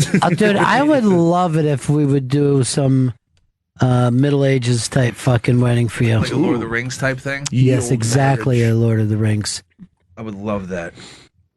The guy from Facebook, Sean, whatever his name is, Sean Parker? No, Napster? Sean Donnelly. Sean Donnelly. Oh yeah. Yeah, this commercial. I get excited every time I see that commercial. But yeah, he did like a Lord of the Ring. I think it was in Hawaii, and then he got in a bunch of trouble. Because, If Hawaii is North California, yes, All then you're right. I was totally wrong. Is he ever correct? No, never. But he's confident when he says, Yeah. He's His wife. confident, if that's a word. It "Hey, should it's be. 2019." Yeah, theatrical is what I meant, right, Earl? He got in a lot of trouble after that because Well, who cares about you and your little fucking gossip? I'm trying to talk about a wonderful wedding for you. That you're so he gonna broke have. a couple of fucking trees. He paid for them. yeah, but I mean those were old trees. Guess what? People They were- burned up since then anyway. Never mind then. He I would should have like to- trashed it more. I would like to see you get married in like a thick fur, like Jon Snow kind of Oh, coat fuck that's good. yeah. That's good. with a sword by your He side. does look like a thicker Jon Snow. Yeah. Yeah. Actually, I guess you do, which Thank is you. weird because I love Jon Snow. Now And I'm you looking love at Chris you. Stanley. Yeah. That's right. I realize You had a crush on Chris Stanley the first time you that met is him. not true. You always get that wrong. I You don't. always get it Ron's right. wrong. No, he's You not had the right. crush. Yeah. Chris, he's not You were right. all over The me. only I tell reason you? you This weren't is with where the- him, This whole No, time. I'm going to tell you know this. why you weren't with him? He was dedicated to his lady, and his name is Chris Stanley. It was a different lady. No, you always get it wrong. It wasn't Chris. You tried to push Chris to me. You tried to sell beautiful Chris Stanley to me, and I thought he'd make a great son tonight. but it was Mooch who I had a crush on. It was Mooch. No, You I always had get it the wrong. crush on Moosh. Well, And I didn't so know did that. Fez. Look, you can't blame any of us. He's a doll. Yeah, he is a doll, Yeah. but a socialist. An out and out socialist. When's the last time you talked to him? His kid's got to be big now, right? Yeah, probably 2 or 3 years old. Oh, gee, that's a bomb thrower. He's a little Northern Ireland bomb thrower. Ooh, ooh, ooh, ooh, ooh. Well, the Kreischer thing is cool. And when does this Unmasked that we're doing today play? That airs this Friday. That quickly? It's a quick turnaround because Crashing premieres on Sunday. And But I have to tell you, I've seen some of the episodes and so much fun. I can't wait to see Well, them. it's so ruined for us because so many of our friends are in it that, you know, it's like watching a home movie. I'm just giggling and pointing all the time. But He's acting. it does capture like what that weird scene is like. And I think that the only way that you can even enjoy it is know that it's weird and it's dumb and it's all flash paper anyway. It's not it doesn't mean as much to the outside world as it does to us. You know what I mean? But it means everything to us. Yeah. Because, like, if you try to get into a regular person's head about, like, what someone did with stand-up, it's amazing how quickly they're like, I don't know. If I like it, I laugh. If I laugh, and then it's funny. And that's but how did I you know see what he was doing with it? You see how he brought it back? No, I don't. Like, we were talking about Nanette, and everybody was like, oh, back and forth. But I don't think any non-comedy people debated that the way we did. Yeah, I think they either liked it or they didn't like it.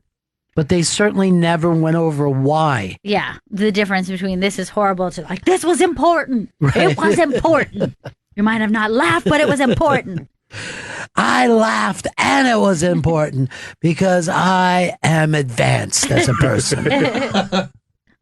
Who here out of the four guys, right, do you think is, and be totally honest about this, the most woke? Okay, this is difficult. I wouldn't think that it but would I'm gonna. Can I rank it? Yeah, you can rank I know you like to rank. I do like to rank everybody on the show. Good. Every chance I get. And it really makes for a nice fucking companionship for everybody. We really get along because of that. Oh my God, this is really tricky. I'm gonna go Ron, Vito, Earl, Chris. I'm more woke than Vito. No, you're not. I'm not woke. I'm just kind of dumb. And Earl, I feel like he gets a lower ranking just because I feel like maybe I can't tell how he is with the ladies. He's fucking despicable. Gays, let me just say this. He just turns them away. He's not going to chase them home, but he doesn't want them here. Obviously, I would say this, Vito is more of a dude bro talker than anybody else here, though. I feel like I put him lower because I think that he is his youthful. You know what I mean? Like, but here's the thing that happens with Vito, and I don't think it's true of anybody else. Vito would get all crazy one night and be part of a gang rape, like not start it, but he would be fourth or fifth. He doesn't have enough friends. Chris is with his lady. With my lady. He would probably. He raped his lady. Let me tell you, if Chris fucking dosed her, and he would call the guys over, he would watch them gang rape as he jerked off in the corner. This isn't gonna happen. Yeah. All right, so I think we have to throw this. Are we going to break or directly into the Bert Kreischer? We're gonna break first. This is what's gonna happen. Could we do this? Could I throw it directly into the Bert Kreischer? I mean, that way we take those commercials, we run them another day. You know what I mean? We take the hit, let the company take the hit, lose a little money. Please. We should definitely break beforehand. Yeah. We have to break. Well, let me tell you something. You better break before you come in here with that attitude, mister. I'm telling you that right now. I apologize, but we should break before Bert Kreischer Unmasked. We will break before Bert Kreischer Unmasked. And then the Unmasked that we're doing right now, we will play for you Friday. Why? Love. Pure. Straight love. Love, Getty. Bennington. Faction Talk 103, it's the Bennington Show.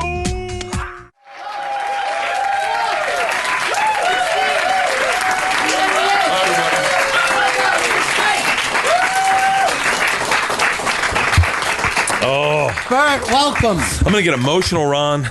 Are you ready? Oh, I'm sure I will. Just go ahead and go. Let yourself go. You know this is like a big deal for me. Is that right? 100%. Look, there are people from Tampa in this room who are geeked out as much as I am because we grew up listening to you. You defined our comedic sensibility just as much as Bill Murray, as Rodney Dangerfield. You were the guy that we listened to driving to school if our parents were cool, if our uncles got a DUI or whatever. And I'm the DUI guy. That's my. That was your demographic. Yeah, actually, it's not too far off. That was one ugly demographic I had.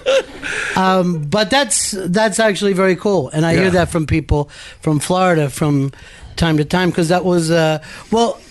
Let me just say, from the average listener that had there, you went too far with it. You know what I mean? Like you, like everyone's like, "Oh, Bert, isn't he crazy?" I'm like, "That's every gig I ever did in my life in Florida." It's really it. It's really it. But I'm honored as well that you came here today and you left your shirt on. So let's hear it for him, everybody. Yeah, thank you. That's Florida for you right there. That's Florida's take your shirt off. You remember those Bucks games where they're like, all right, we're going to make a law that your shirt has to be on in them. Yeah. That's Florida. Here was always the worst thing at a Bucks game, too. Everybody all the men would have their shirts on. Then it would be that 15-minute rain back into heat. Yeah. So you're in a huge 80,000 people steam bath, and it stinks like dirt. Oh. And no one mentioned it. No one brought it up. Aggressive BO. Yeah. Well, the other thing about that area did you grow up there? Grew up in Tampa. Yeah. Is a lot of people, of course, retire, go to Florida, but a lot of people just drop out early and go to Florida. Yeah, that is the essence of the what we now know as a Florida man. Right. Like, I mean, I'm not even fucking around. Our dudes we went to high school with are now a Florida man. Right. Yeah. Like, there's a Hillsborough County Sheriff's Office site where you can find out the arrest records. All of my friends from high school are a Florida man. My uncles were a Florida man. And it's hard to get out of there without being a Florida man. Yeah. And you always have a Florida man in your head where you do stupid shit, like attack someone with a weed whacker, and you're like, what? I grew up in Florida. Yeah. I mean, but that was like, I say this candidly. Growing up in Florida, you have a different sensibility. I remember we used to have this big scavenger hunt. It was one day at Jesuit where we all had to go to church for 2 hours on Friday. That's all we had to do. So Thursday night, we all got hammered and did a scavenger hunt. And everyone came back with this guy pulled a gun on me story. Fritz Casper's in the front seat. Blake Casper, who now owns all the McDonald's in Tampa's in the front seat going, pull the trigger, motherfucker. and we're on Bayshore. Taking a left on Bayshore. We're at that light and we're going to take a left on Bayshore. And Fritz is looking at him going at the light, letting it turn red. And he's like, the guy's going to run out. He's going to jump with the car. He's going to run out. And as soon as the guy opens the door to run out, Fritz punches it. His car stalls. And he's like, oh, shit. And kicks it back in. The guy jumps on our car on Bayshore, gun in his hand, on the side of the car, swing at us. And I'm just thinking, that's childhood. Yeah, right. It's true. Yeah. It's true. It's not even a story you could tell at Thanksgiving. It just happens all the time there. Oh, everyone pulled a gun on. Everyone has guns. Yeah. And it was that. I think that explains your sensibility when you go back to Florida. You and your friends, and this is going to sound sullen, but either dead in rehab, clean, or just still fucking around and just getting their 5th DUI. Yeah. You're like, God damn it, man! This was my loins. These are the loins I came out of. Yes. You know what was always funny when I did radio down there and we go out and do gigs, and you would shake hands with people. The amount of people missing a digit, it's unbelievable. Like every 3rd and 4th person is missing a finger. Yeah.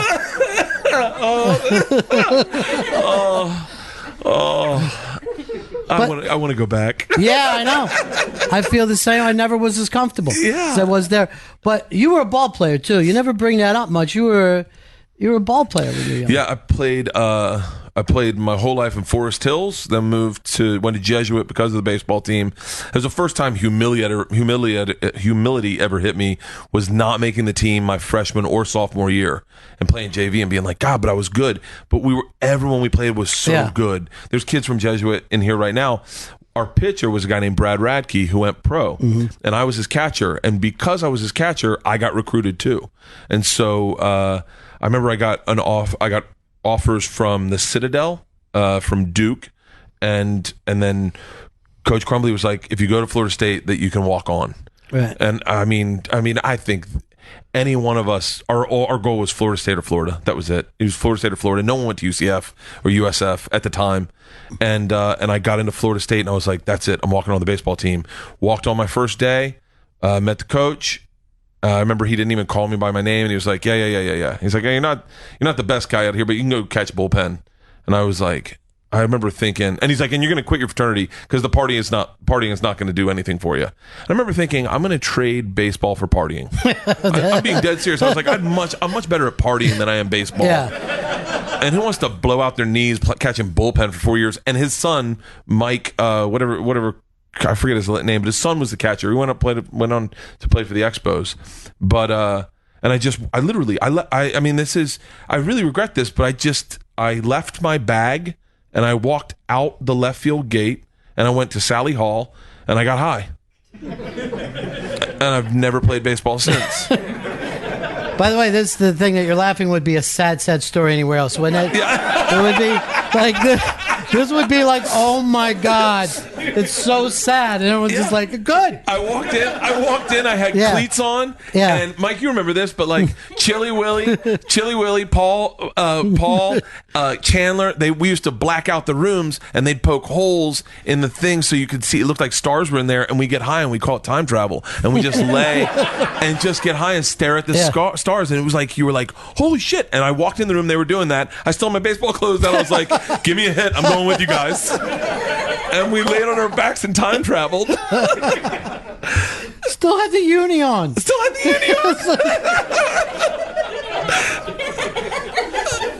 That's the funniest shit. Yeah. But of course, when you're an adult, you're like, oh, the poor kid. But at the time, I would have cheered you on. Oh, at the time, it just made so much sense. I was like, because I remember, and this will speak to my comedy.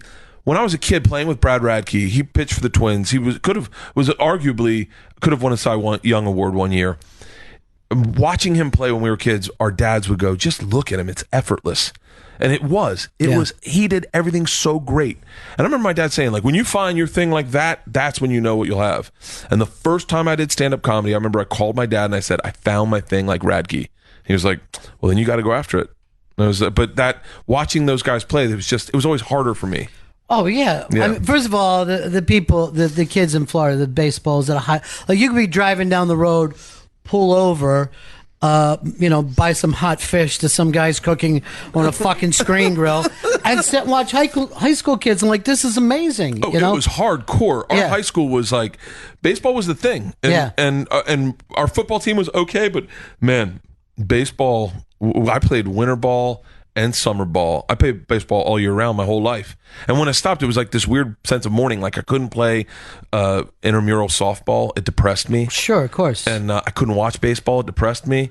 And I was like, it's just dead to me. And I just stopped altogether.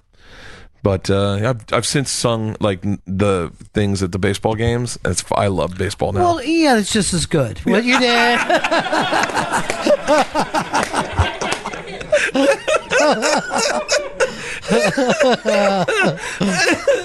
Now, when we're doing, I mean, by the time this plays, it'll be time for your special. But before this, it's the series and then election, which once again is in Florida's hands.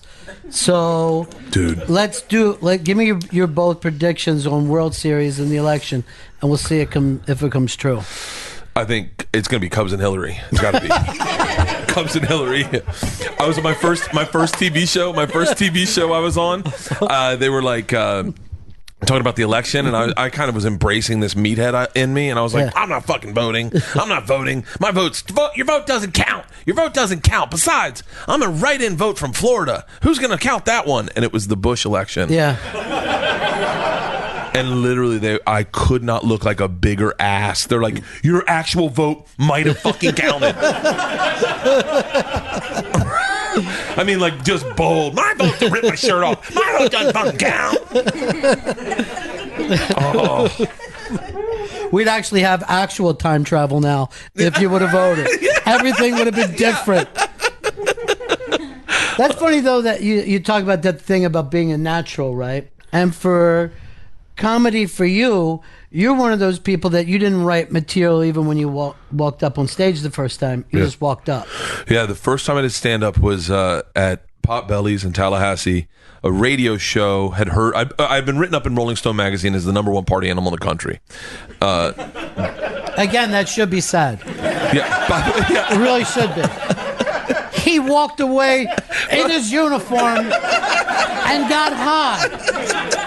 That should make us sad. That's the big beginning of the perfect movie. It really is. Everything responsible in my life, and I win. That's like a flip-flop scenario of the high school teacher who wants to go back into the pros and start pitching in the backyard. Yeah. So Rolling Stone discovered me and called me the #1 party animal in the country. And it was like a 6.5-page article. It changed my life. It really changed my life. And in the article, I said I wanted to be a comedian. So this radio station put on a live event. 4 comics. One comic who's he's not doing comedy as much, but he's out in LA. His name's Christian Harloff. He actually gave me the best advice of my entire life that night. But I had no material. I just was like, I got a few ideas. I'll wing it. And it was sold out. It was packed. And right before I went on stage, I grabbed a beer. I grabbed a Natty Light, or I think it was a Natty Light. And Christian Harloff said, "Don't do that." And I said, "Why?" He said, "Because you're already a party guy, but like if you do this drunk, you're going to have to do it drunk the rest of your life." He said, "Do it sober. See if you like it sober. And if you can do it sober, then you can do that sober for the rest of your life. You don't want that in your life." And I put the beer down and I didn't bring it on stage, and I did it stone sober. And I for what I could remember, I killed. I did really well. Wait a minute, you were sober and had a blackout? Yes.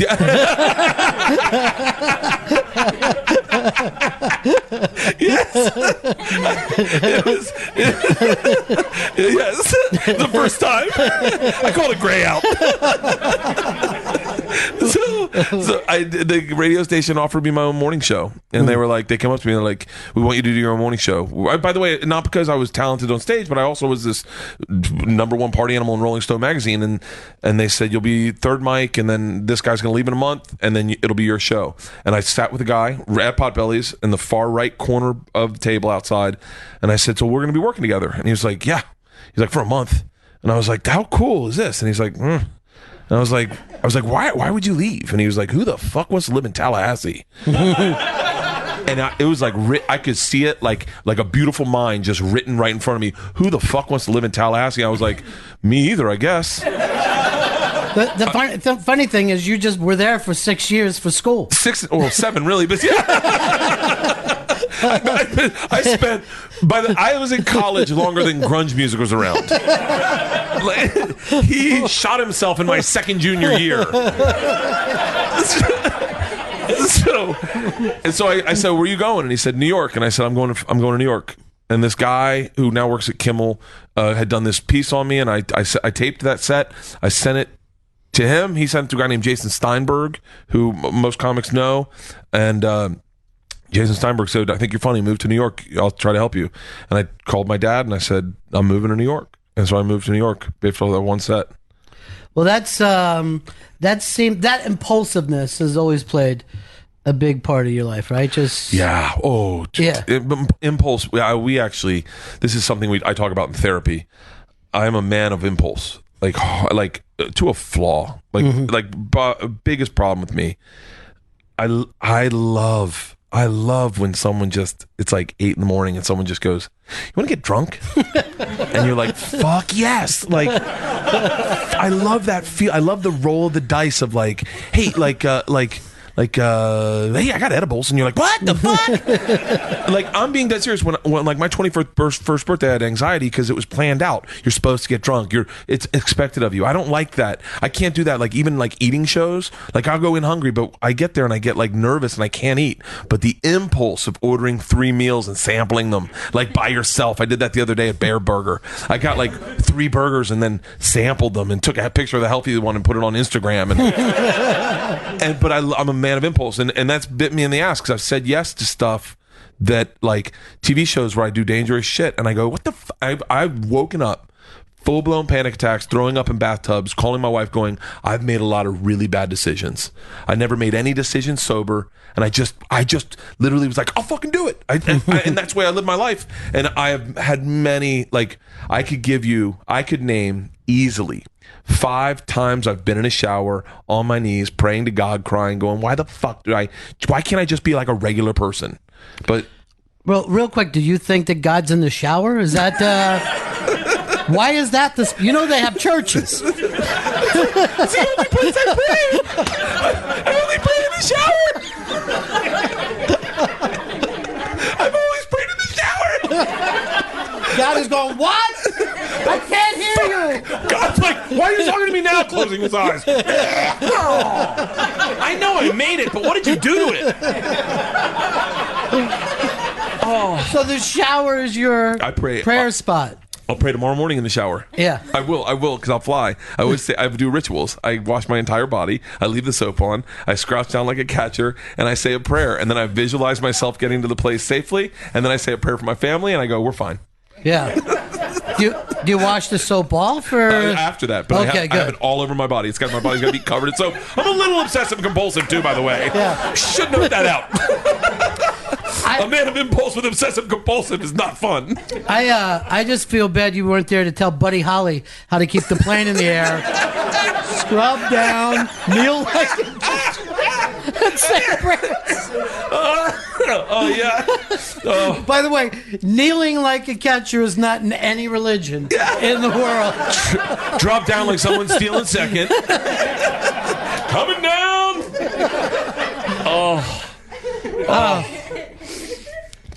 You know, I was telling you this before. You talk about being impulsive, but I watched you on Periscope for a long time, and they would just come up at the oddest times. Yeah. Sometimes you're in a phenomenal, great mood, and other times you're just really down and on the road and missing home. But that's the thing I don't understand. Like, okay, I like the bet. I've said this to you, but my favorite interview you've ever done was with that kid from National Treasure. It was real. It was so. If you don't know the interview, the kid comes in hot and he's being kind of a dick, and Ronnie just beats and says, "No, fuck you, leave. We're not doing it." And the kid apologizes. He goes, "I'm really sorry. I messed up. Can we start this over?" And Ron's like, "I don't know."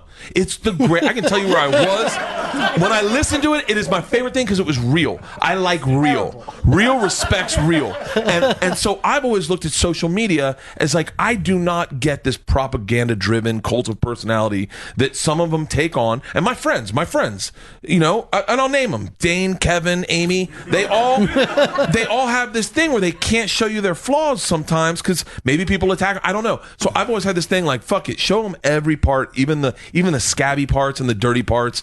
And I had one time where I was spiraling out of control, and I was like, fuck this, I'm fat as fuck, and I'm like losing my shit.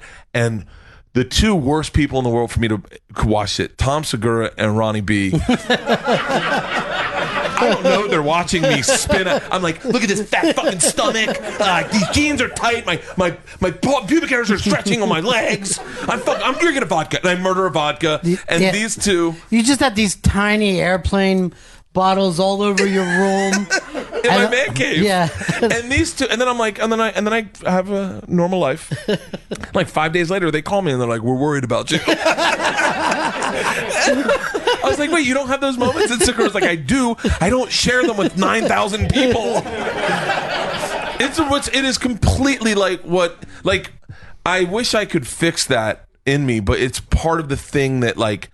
I like taking big swings. I like big gulps. I like living large, and I'm vulnerable. And I cry on planes a lot, and like that just happens. Like just a movie will catch me wrong, and I have to throw the sunglasses on, or a song will come on like Bachman Turner Overdrive. You ain't seen nothing yet. Dun, dun. I'm like, fuck, that's right. I got a lot of life to live, and sunglasses are on. Double Jameson's down, and I'm like, we're gonna put on some Joe Walsh, Rocky Mountain Way. We got this. I do have a theory that people are way more emotional on an airplane than anywhere else, man. Dude, Walking Tall with The Rock. When he rips his shirt open, he goes, "This will never happen to anyone else in this town." And he's got the scars. I am sobbing uncontrollably. And I was like, you, my man, made your way into my heart for the rest of my life. Yeah. Let's hope you parallel out of this wrestling thing and really keep making movies. I watch The Rock's Instagram all the time. Yeah. Before I go to CrossFit, I'll watch The Rock, and I'll just watch him work out. I'll be like, "That's right, we can do this, Rock." There's no doubt that one of you can. One of you has got it. Yeah, one of us definitely does. But this is the thing. There is something about you that everybody admires. Have some water. Everybody, he just killed the water real fast. Impulse. Who makes these baby ones? What are we doing? Murder those.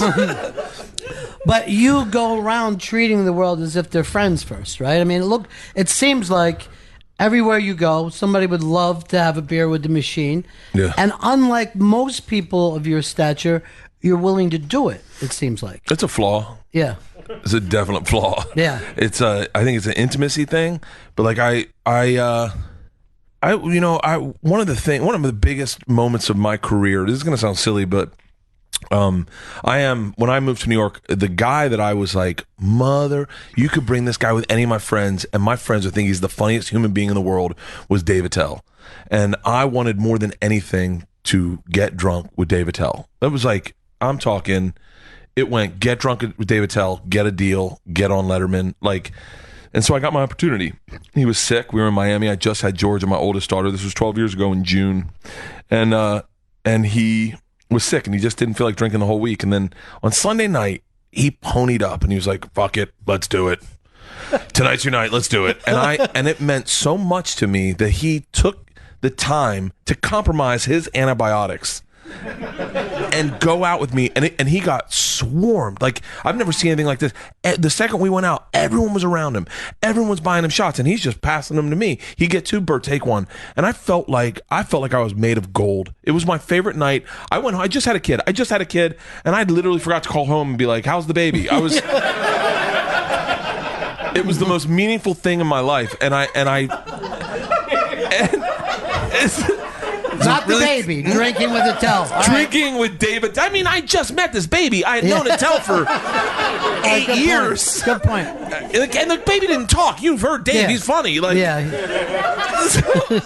and so in a weird way, like when I hear people say, like, dude, it's my dream to have a beer with a machine, I go, no, I know what that feels like. That's my biggest fault. I'm a fan first. I'm a comic second. Like, I'm a fan of podcasts, your radio show. I can tell you intimately shows you've done that I've listened to. One of my favorite Ron and Fez ever was I'm on La Cienega with my wife, and I go, oh, Ronnie B's on. You're gonna love Ron and Fez. And I turn on, and it's 15 seconds of silence. And then slowly you hear a man crying. And my wife looks at me and she goes, you like this? And then you hear Ron go, come on, Fezzy. And he's like, Ronnie! By the way, for us fans, that is radio fucking gold. You're not going anywhere. You're not getting out of your car. You're taking the long way home, and you hope there's traffic. You know what? Funny though, we gave you so much of it that I don't know what gold was worth anymore.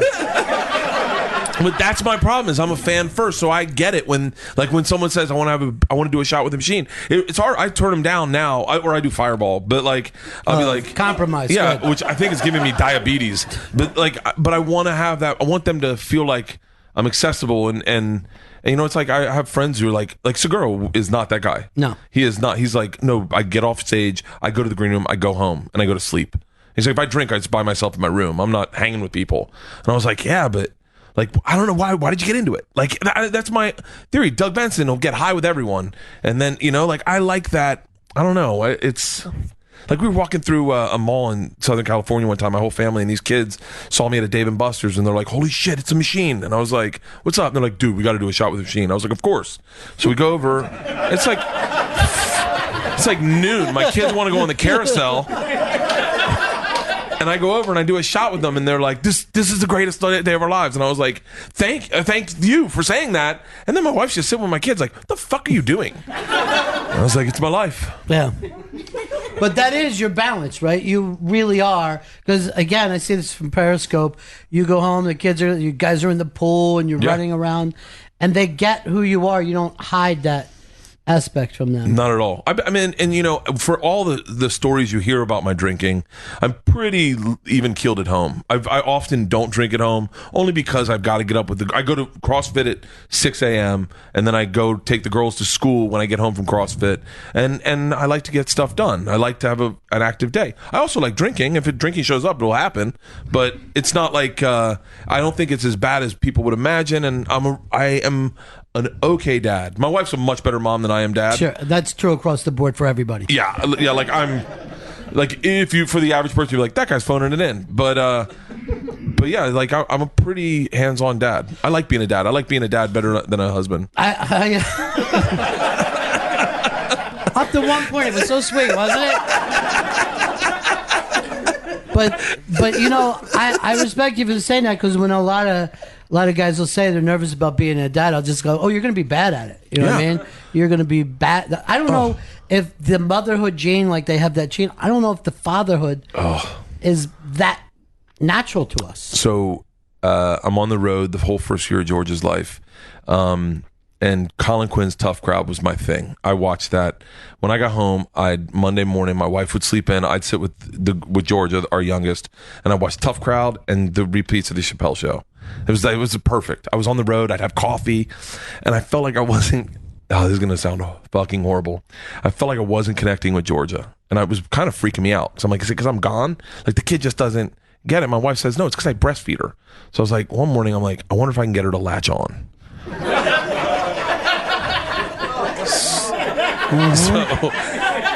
So, and this is an attempt to connect with my daughter, right? Of course. So I very very casually offer the tit to her, and she goes for it, and I mean hooks in like a wrestling move, like it's jujitsu, just gong, and I can't get her off. You've got to pry them off with a fucking finger, and I'm going, help, help, and my wife comes in, she's like, what the fuck are you doing? And I'm like, I wanted to connect with her. But I really honestly did not connect with my daughters until they were like 2, both of them. Yeah. Both of them, I did not connect with them until they were 2. And I think now I have a really close relationship with both of them. But it is this weird, like I disappear for weeks on end. And then you come home, and sometimes they say shit like, I feel like I don't have a dad. And you're like, oh, fuck. Like, what about dad? Like, there's no way to rationalize. There's guys that go to Iraq for 2 years, and that guy did this as a job. This is what we do. I didn't see my dad all the time either. But then you just feel like, that's when I feel like I'm like, you feel like a shitty dad sometimes. But do you ever remind them that you took them to Dave & Buster's and then did fireballs with some whacked out kids? I try to bring it up to them. But that is true, right? That's the thing of you are away. Yeah, you're away. I said to my dad one time, very recently, I said, I do feel like a shitty dad because of this. And he's like, no. This is what you picked to do. You picked to do this. This is what you do. That's it. There's nothing. You can't think about it in any other way. And he's like, listen. He's like, do you remember seeing me during the weeks? And I was like, and I don't really. I mean, my dad would go to work. He'd be at work before I went to school. I'd see him maybe. He was in a marathon, so on the weekends, he'd run 10 miles on Saturday. I'd have a catch with him, but I didn't really like hang out with my dad. But things have changed so much now that it's like, if you're not like a super hands-on dad, you're a shitty dad. And when you're a road comic, I remember Chris Hardwick said, why would you ever have kids if this is your life? And I was like, I don't know. Like, I had kids. Points. Yeah. Points. Yeah. Deductibles, man. Come on. But see, I totally get where your dad is coming from, that, because I only remember my dad on his vacations more than anything else. But you know who spends more time is divorced dads. Like divorced dads will do anything to be around their kids. Dude, Jason Ellis is divorced from his. I'm not to call out Jason, but he's a friend of mine. I don't think he would matter. And I see him having the greatest time with his kids. And then when they're gone, they're with their mom, and he gets to live his life. And I went, damn it, man. Divorce doesn't. If it didn't fuck the kid up, I might be into that. I know this. I never saw my dad own a bumper car in his life, but divorced dads are like, what do you want to do this weekend? Yeah, I got the kid. Yeah. I got the kid, but I sleep because I'm home for 2 days. Yeah. Like, divorced dads really murdered his dads. Yeah. And it was funny because that used to be the stereotype of bad dads, and now they're murdering it, and us regular dads just taking a bath in fucking misery. Yeah, I think that's the other thing, is that I'm a very regular. I get like, people do my podcast out of my man cave, and I'm saying 8 out of 10 comics will go, dude, it's so cool to see like a version of a comic that's a regular person, because like I am a regular, very regular. Like my house it's expensive, but also only because it's in LA. But it's not like a mansion. I got 2 dogs, a rescue cat, and my kids are running around in my own merchandise shirts, and and my wife's like a solid 7, you know. And so, I mean, she's getting older. She was a 9 when I met her, but like she's no. But my wife knows I love her, and she's cool. Like Stanhope came to my house to do a podcast. This is like, This is one of By the way, you could lose your kids just for that happening. Dude, this is one of the. And by the way, fan first. I've been reading Doug Stanhope's blog on his website since I started comedy. So when Doug says he wants to do my podcast, it's a big deal for me. I'm like, fuck yeah, I love. He's one of the greatest comic voices of our generation. He doesn't even call me. I just open my front door because I hear something, and he's sitting on one of my Adirondacks, coming in hot. He had been doing coke with Marilyn Manson all night, and he had just gone to Bill Burr's house, and he didn't feel it went well, and he's just like, I could use a vodka, and I'm like, fuck yeah. Me and him start drinking. We drink for probably 4 hours straight. My kids come home, and they come out, and they're like, Doug, would you like to have dinner with us? And my wife's like, did you guys just invite Doug Stanhope to have dinner with us? And Doug's like, fucking definitely. So me, Doug Stanhope, my kids and my wife have dinner, and I saw, we all see the party side of Doug, but you see the regular side of Doug, him fucking around with kids, and we've all got that. And it was like, for him, it was cool to be like, have a home-cooked meal with a family. And when he got done, he was like, thank you for inviting me. That was so cool. And then we did another podcast, like 2 more hours of podcast, and just kept drinking and smoking cigars, and he's smoking cigarettes, and it was just great. And it was like, in that moment, we connected. Like, we really connected for friends forever. We'll always be friends because, I don't know, it was like this regular... And we both got that road hard party, get down, it's late night, after hours club personality. But, it was a really neat moment to have in life. But yeah, I'm a regular dad. I'm a regular dude. I'm not like a celebrity or anything. Well, you don't set yourself up for it. You don't treat yourself like you're one. You walk into places like you're ready to buy a ticket. It's kind of a rare thing because normally as soon as anyone gets any kind of VIP treatment, that's all they expect forever. I went to Fleetwood's, a big restaurant in Maui, and like I just kept calling, going, hey, I'm famous. Can I get a good table? Mm-hmm. And they're like, excuse me? And I was like, I'm famous. I'm on TV. Like, no, I don't think people on TV really do that. No. I don't think Ted Danson ever pulls that. But then we got there and they gave us a VIP place, and the guys that ran it was like, hey, I listened to your podcast, and they gave us like Mick Fleetwood's table, and we ate in the corner, and I was like, shit, they really think I'm fucking famous. And my wife's like, I've been on TV for 7 years, like maybe you are. Yeah. Well, you got the special coming out, which you kind of even waited a while before. Well, very candidly, I got caught up in Travel Channel for 7 years. Mm-hmm. I did a special in 2009, started working for Travel Channel when I was 36, and I'm turning 44. I've been there the whole time.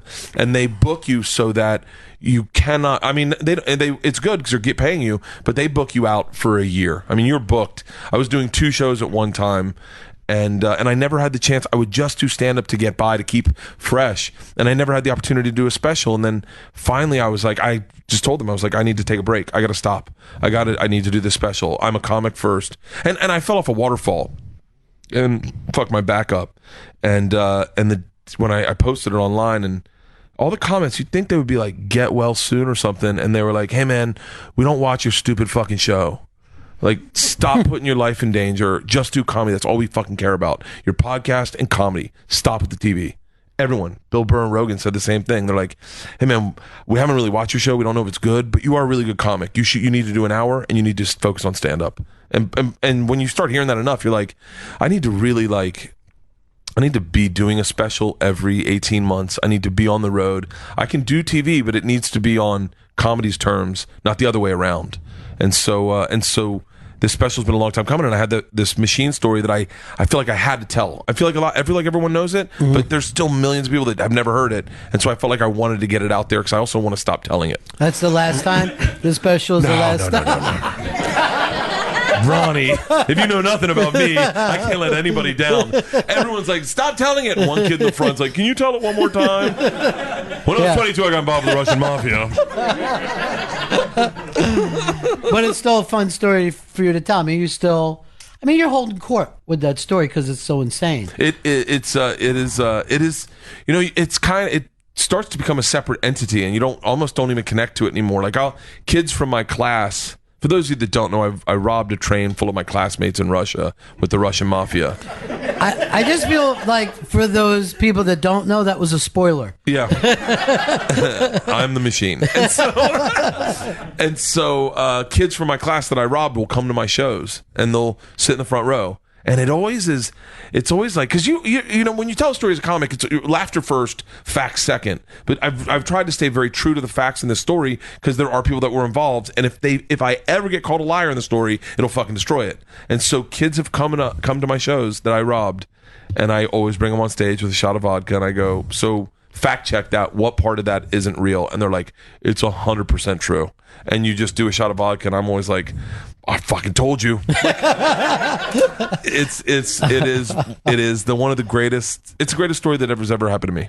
Yeah, well, it's and that's going to be a big part of the special. I close on that. But I watched you because you periscoped it, and I saw you backstage before your special. You looked as chill as possible. You had the stool that you had written. Yeah, I wrote all my, because you always want to have a set list when you're doing a special, just so you don't miss anything.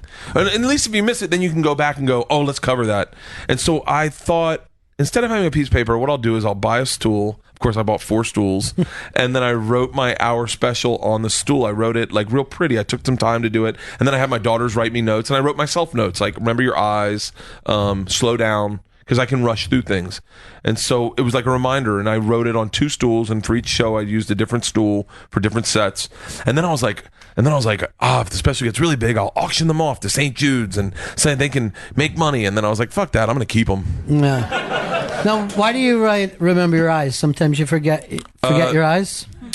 Yeah, no. I have very expressive eyes, and I'm not like a. There's a couple jokes where like for instance, when I say I am the machine, I don't think that line's funny per se, but if I dart my eyes left, right, left, and then pop center, it gets a laugh. It sounds so silly, but just things you pick up in doing stand up, you know, and then so like it's just, I'm not gonna do it because it won't, but I'm like whatever the fucking line is, I get to his door, and everything he said, I can feel myself doing it. I knock on his door, and I meet a real Russian guy, wife beater, tracksuit, tattoos, cigarettes, and he just stares me up and down and goes, "Shto," and I panic, and everything everything I plan on saying flooded out of my head, and all I said to him in his doorway was, I am the machine. And like I go back and forth. It's like, so I got to pop my eyes, and if I pop my eyes, it gets a laugh. I don't know why. Another thing, when I go to the Korean school, like I do this thing where I go like this, like to point to them with my eyes, and it gets a big laugh. And so I don't ever want to bail on that in these jokes, but I don't want to be at eye heavy. So if I just see it every now and then, I'll go, oh, that's right, throw your eyes in there. I like the fact that you don't want to be too eye heavy. Yeah. You know what I mean? Like, I don't want to be known as one of those comedians. You were also working a documentary, and then I didn't hear much about it since. Is there a plan for it? I don't know. It was a big mistake. I mean, I love those guys, and it was a really cool experience. I mean, the shit we got. I mean, we have Hannibal Buress in one of the rarest forms you'll ever see this man. Like, we're all in Amsterdam, and he's just, Wah! I mean, it is a badass documentary, but it happened at a time in my life that I was going through something with a friend, and the way they covered it would not look so good upon this friend, and I think they need money to make sure that there's no lawsuit from this friend, and who's not a friend anymore, and we said we were going to split it 3 ways, and then they wanted more money because they'd spent more money, and it just got really bad, and then I just was like, whatever. I was like, do whatever you want with it, and I don't know what's going on with it. I've talked to them about it, and I was like, because it's so good. I wanted to make a documentary about what it was like to be an unknown comic and what that experience was like, and the day we started was the day I told the machine story to Joe Rogan on his podcast, and it changed my life. I mean, it changed my life to the point where I remember our first date we did was Columbus, and people called into the radio station going, "The Machine!" And I went on stage, and the whole crowd was chanting The Machine, and I was like, podcasting had just blown up, and I was like, I guess I'm not an unknown comic. I just turned a corner. And so the documentary really is a person dealing with everything happening at the same time, and then all that happened, and me and a friend had a dispute that was aired live on podcasts, and that was all in it. And it was like all the things that happen to you when you start to get success, and all relationships falling apart, and me being on the road away from my kids because I'm all of a sudden Travel Channel's got me working everywhere. I've already got stand-up commitments, and it's a really fascinating documentary But I don't know if it'll ever air. I hope it does. All because of just business stuff, not Just- any of the creative. Just business. ideas. I mean, the documentary is great. We've screened it. People loved it. But I think you need to have like some sort of insurance policy in case people want to sue you, because it's not. I mean, trust me, it's not an unsuable documentary. Like it's a litigious documentary. It's real. It's a documentary, and it's a documentary about a comic who lives out there and kind of lives big swings, and so I think they wanted to cover themselves. I think also the split. I was like, whatever you guys want to make, I don't give a shit. It's not about the money. It's about this product that fans supported and paid for, and them getting to see it. I want them to see it. But and I also don't want to fuck up. I mean, the guy's Jay Moore. I don't want to fuck up his career. I don't want it to look bad on him. But it just happened that we were making this documentary when Jay and I stopped being friends, and it doesn't look good. I mean, it just doesn't look good for either of us. And so is Jay in the documentary too? He is not. No, he's not. But he is in spirit. So you guys aren't buddies anymore? I haven't talked to him in like 5 years, 6 years since that. Yeah. Is it something you would like to do though? No. I mean, I think if I wanted to do it, I'd do it. I don't have anything against him, and if I ran into him, I'd be cool. But that was a really tough period for me. Yeah. I was like, and I'm very candidly, I started going to therapy because of it. Of Jay? Yeah, because he was a mentor to me. He was like my guy, and then it fell apart in like the ugliest fucking way, and I didn't do anything wrong, and I can say that I've been to enough therapy to say I didn't do anything wrong, and then you at a certain point you kind of have to go, well, if you're going to lose a friendship over something you didn't do, that you had nothing to do with, it was out of your control, then you need to let that go. And Barry has reached out to me and said you and Jay need to be friends again. And part of me says he seems very happy, and I am very happy. And the last time we spoke, we were not happy. So maybe we just need it to run its course, and we'll meet up again in another point in our lives. There was no repairing the friendship while I was on Travel Channel. I was only home for like 2 days a month, and so maybe, I don't know. I don't have anything against him, and I don't hate him, and I don't want anything bad to come his way. I have nothing but fond memories about our friendship. The guy took me on the road, and I learned how to do radio because of him. I learned so much about this business from him. He was a for the bad portions versus the good portions, the good always outweighed the bad. But I am a very different man than I was when we stopped being friends, and I don't know if candidly if we could be friends the man I am today. I never told him I drank.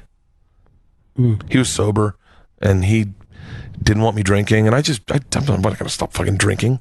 And like, you can be sober, you're the one with the problem, not me. But I didn't drink in front of him, and that was something that always bothered me. I never told him that I drank. He knew that I drank, but we just never talked about it. And it's like, that just is so fucking, I really regret that. There's a lot of shit I did wrong in this relationship. I'm not saying it's Jay's fault at all. There was a lot I did wrong, but that was, I'm a very different man today than I was when we stopped being friends. So, who knows? Did I miss something? Are you and Jay gay for each other? What the hell did I miss? What the hell? What did I miss? We watched a gay porn together one time. He bought it in my room as a joke, going, "Oh, this is going to be on your bill." And then we watched this dude suck another's dick, and neither of us could turn it off. We were like, "Fuck!" And by turn it off, he means their erections. Yeah. We turned it off when we got hard.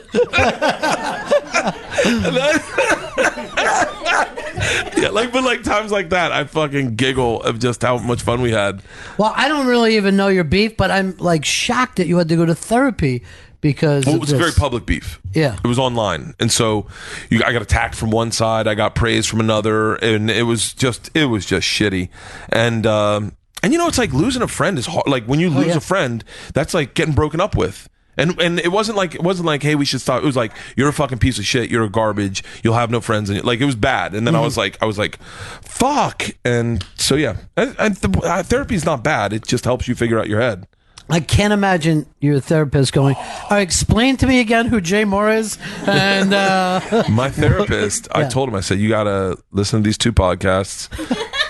It sounds so fucking weird. Listening to there's a thing on Reddit. Read that. Check out this story. Because I was like, I need to know my fault in this because I couldn't see it. And I go, you need to do everything. You need to do the work like a fan, and I'll still pay you, but you need to tell me where I was wrong in here. And he like listen to Maron's podcast. I mean, and by the way, he's like all of a sudden he's like, I'm a fucking fan of Jay Moore. It's like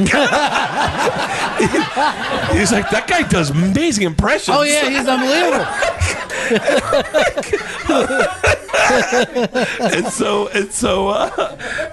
And then at one point Joey Diaz called me. He's like, dog, fuck your therapist. We're having coffee every fucking morning. So I pulled out of therapy for a month and had Joey Diaz be my therapist. And I got in shape. I lost weight. I felt good about myself. I stopped drinking. I was like, Joe, you're fucking turning me around. Yeah, it was interesting. You really are fucking impulsive, dude. Oh, you have no fucking idea. Yeah. So you're back in therapy now, though? I'm always in therapy. I do it once a week. And what kind of stuff are you talking about? Working out bits. Yeah.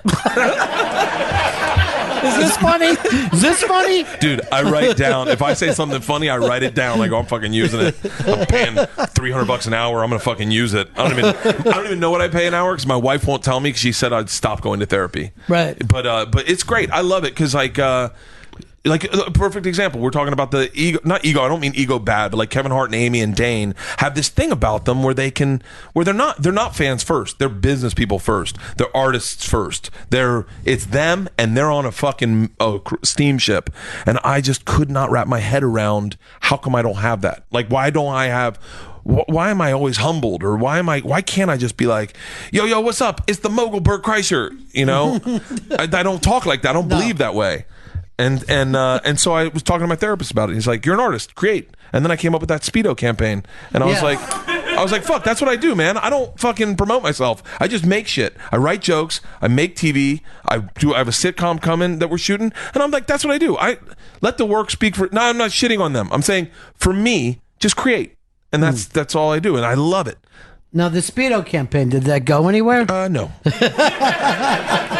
And you had your kids in the Speedo campaign. I wish you had been there because I literally said to them, I go, guys, it's funnier if you don't fuck around. If you're in the back just being normal, that's the funniest. And to I did like 3 takes and they didn't screw around once. And it's so funny that I'm doing this presentation to Speedo and my kids are just literally playing in the back in the pool, just screwing around. Like Dad does this all the time. I do wear Speedos all the time. That doesn't freak them out. But it went crazy. Like it went viral immediately. I'd never had anything I've done do that. And then I was like, shit. And then I started looking at all my old videos and I was like, my vlog was fun. I was like, I have all the equipment. I have my own production studio in my man cave. I'll do this all I want. And then I was like, this is it. I'll focus on my podcast. I'll create TV shows that I want to do, and I'll do stand-up. And I'm like, right now, my next hour is better than this hour. Like, I'm in love with the art form. I'm in love with this. I'm in love with the press. Doing Opiate yesterday, some of the best radio I've ever done. I love that shit. I love this. This is like my dream come true, is hanging out with you and talking about me. Come on. Yeah. I'm not even sure if we're going to air this, but because I worry about lawsuits too.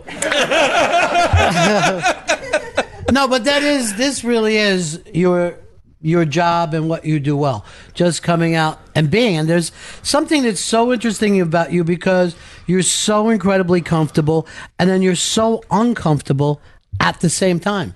It's amazing. Yeah, I don't know what it is. Gene Wilder had it, dude. That was the Gene Wilder thing, and even Woody Allen, where they could bring that to places. Yeah, I had a meeting one time with the Donner Party that Richard Donner made. Oh my God, Goonies. You want to call that's the Donner Party? The Donner Party. Why would they call it the Donner Party? Jesus Christ! Why did I call it the fucking Donner Party? That's something for your therapist. That cannot be the name of their company. The Donner Party. Oh shit! Oh, I'm a fucking idiot. When you said that, I'm like in a Westworld way. That you had a meeting with the Donner Party. I had a meeting with the Donner. I had a meeting with the Donner Group, and they said to me, they were like, we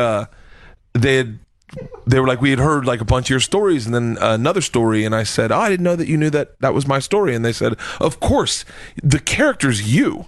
And I was like, wait, what's my character? And they're like politely, you're like a regular guy that gets in over his head and isn't that bright, and all of a sudden you're like fucking overwhelmed and you're involved with the mafia, or you're and I'm like, oh shit, that is me. Like, and in my head I was like, I've gotten in over my head with impulse and being this comfortable, uncomfortable guy my whole freaking life. It's like with the mafia, robbing a train, I'm totally uncomfortable, but here I am robbing a train. That's what confident guys do.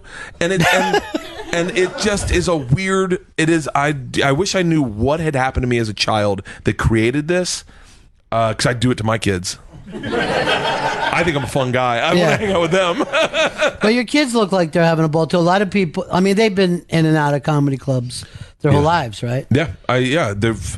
When they were little girls, they'd come and they'd sit in the green room, and my wife would get them in their pajamas, and then at the end of the show, they'd run up on stage with me, and they've had the greatest comics in the world in and out of their backyard their whole child for the last 4 years, and they don't see it any different, like they just kind of, they're it's hard to make them laugh, but they're funny as shit. My youngest, Isla, is literally like, that kid is a walking bit. Like, everything she does is a bit. And you're like, I'm literally like, my wife will call me, go, get your notebook. This happened today. And they're just interesting little different people because of that. I guess when you don't have like a conventional household and you got one dad who just, all he does is think of funny shit. That's all I do. That's my only job. When you become a comic, you change your brain. You literally say, I'm going to be different than everyone else. And everything's a joke. Everything. At my grandmother's funeral, I'm crying. And my dad says, hey, fucking stop it. And I go, what? And he's like, it's enough. We get it. And I'm like, what? I go, what? He's like, you're making a scene. And he's like, and I go, okay. And he's like, what are you crying about? And I go, are you joking? And he like stands me up, and him and my uncle pull me aside, and they're like, what are you crying so much about? Like, what's so sad? I go, my grandmother's dead. And they're like, yeah, we know that, but like, what about that is so sad? And in my head, I'm like, this has got to be a bit. At some point, I can't figure out, so I'm too close to it, but I go, she's laying in a box. Like, and then like an idiot, I go, she doesn't look like herself. She was so happy. And my dad's like, are you fucking retarded? He goes, do you want her smiling in that box? And then I was like, yeah, that would be weird if she was like, hi. And they're like, hold it together. You're the head of this family. Hold it together. You crying, let everyone know they can cry. We don't want that. Hold it together, and at the end, we'll all cry. And I went, okay. So we had the funeral. The women grabbed all the flowers, and then my dad and my uncle grabbed me by the hand. They walked me up to the casket. This is like and they just start crying like men, like, my mommy. And I'm just like, what the fuck is going on? Like, I'd rather you guys molest me in a closet than have this moment. But even at a funeral, I'm writing jokes. I'm like, and that's the way your brain is. And when you got that for a dad, there's no way that you're gonna not see everything in a comedic light. Everything. Your dad comes up a lot in your stories. Always been close. Yeah, we're really close. He does. I don't think. I mean, I think he likes me, but I make him very uncomfortable. Like, really uncomfortable. Like, I know he loves me. I know he's proud of me, but I know there are times where he's like, God, I wish you wouldn't fucking do that. Like, he picked me up from I do a Call in Sick to Work tour where I do morning radio, drink on radio, go right to the club at 1 or at noon. Everyone calls in sick to work, and they sell out everywhere. It's been probably the most successful thing I've ever done as a stand-up. And I did Tampa. I did my buddy, Cowhead, sure. Mike Calta. I did Mike Calta's show. I drank a lot of old fashions, and maybe miscalculated it by 3, and literally blacked out halfway into my set. Don't remember anything. Don't remember how I ended the show. I was told that I ended the show by going, I'm not telling a machine story. I'm done doing stand-up tonight. And I walked off. And then there are 100 pictures of me obliterated with fans and I'm sure I did probably 10 more shots after that. And my dad had to pick me up because I grew up in Tampa, and my dad's just standing there in golf shorts, penny loafers, no socks, and a collared shirt going, it's over, let's go, like, just really uncomfortable, like that's his son, that this is how his son makes 10 grand. It's just like the Elephant Man gets hammered. It's not 10, it's It's not 10, it's really 5, but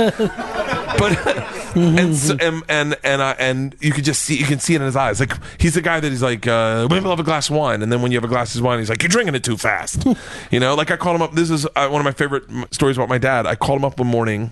So sometimes I wake up at 4 a.m. with panic attacks because I have weird, crazy dreams. So I called my dad to talk to me. He goes, what are you doing awake? He's like, I thought you just slept till noon. I go, no, I had a bad dream. He's like, you still dream? And like real matter of fact, I go, yeah, of course I do. I go, you don't dream? He goes, no, I don't dream. I'm a man. He's like, what are you dreaming about? Ponies and shit? I was like, yeah, I have had pony dreams. I have a lot of pony dreams. Yeah. But ponies and shit. Ponies and shit.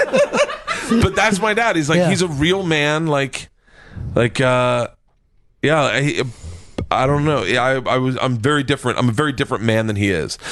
But he called you the head of the family, which is not a lot of dads will do that. That's pretty amazing. Joey Diaz, this is a really interesting story. Joey Diaz slipped my dad marijuana Easter morning a couple years ago. What do you mean he slipped it to him? Gave him a bag of popcorn that my dad didn't know was marijuana. Okay. My dad takes 2 big handfuls, and then Joey's like, you're seeing the devil's dick tonight, Mr. K. We're going deep, cocksucker. It's Easter morning. And I find this out. My sisters lose their shit. They're like, Dad just ate edibles. And I'm like, holy shit. And I go, what do I do? And my little sister Cotty's like, you got to go down there with him. Like, you eat edibles. And so I just go in and I eat edibles. And I go, Dad, you ate marijuana. And he's like, no, but it's popcorn. And I was like, no, that's marijuana. And he's like, no. I go, yes. And you ate a lot. I was like, this is going to get bad before it gets good. And we ended up doing a podcast. I was like, it was the only thing I thought natural was to do a podcast. We do a podcast, and then my dad's really fucking high, and me and him sit out, and we have Jameson's our drink. We have a Jameson and a cigar, a Padron 7000 is my favorite cigar. And my dad like opens up. He goes, "Can I tell you why you make me uncomfortable?" And I'm like, I don't know if this is the conversation we should have right now. And he's like, you remind me of my dad. Everyone likes you. You have a good time. You like to party, and you're always there for everyone. You're always smiling and laughing. And my dad died when he was 42, and at the time I was turning 42. And he's like, and I just see this as a death sentence. I see you're going to die this way. And I said, well, I'm pretty healthy. Like I can run and I can lift weights and I take care of myself. And he goes, that's not it. I'm just not comfortable with it. And I said, what can I do to let you feel more comfortable with me? He goes, I would like to get you a cardiologist that I approve. I would like you to get all the tests that I asked for to know that your heart's healthy. And so I said, fine. And so I went. He got me a cardiologist. I did a CT scan. I did a stress test. I did a full everything. And I had a very, 100% healthy heart, no blockage. And my dad was like, thanks. And I was like, we should have been eating marijuana together long ago. And it was like a great moment where we got to share over marijuana. Thank God Joey Diaz slipped it to my dad, like Bill Cosby. But the thing is, and I would tell your dad this, it's not going to be your heart. You're going to get shot to death. That's the way you're going out. Dude, it's going to be a plane crash, shark attack. It's going to be something big. No. It won't be a plane. It won't be a plane because you're down, all soaped up, in the catcher's position, taking care of things. Saying my prayers. Oh, yeah. That's when I got my life insurance exam. My recent one, they said to me, they were like, do you smoke? I said, no. Do you drink? I said, seldomly. And they were like, go through the whole thing. And then I go, you don't ask if I'm in swim with sharks a lot or anything. And they're like, wait, do you? I go, yeah. I've been doing it once a month lately. And they're like, wait, hold on, you swim with fucking sharks? And I was like, oh, why would I offer this up? It's like, oh, I'm an idiot. Never mind. But yeah, it'll be something bizarre. When I die, you ever cut your finger cutting onions and then you go, motherfucker, just let me go back in time for 3 seconds so I don't cut my finger. That'll be me when I die. God damn it, I really fucked up. Let me go back 3 seconds. Dude, you know what I love is that we're going to have this for after you die, and I'll be able to play it that night. And I'll be like, he knew. Bert knew. My funeral is going to be fucking awesome. Yeah. It's a fun roll. I'm telling you right now.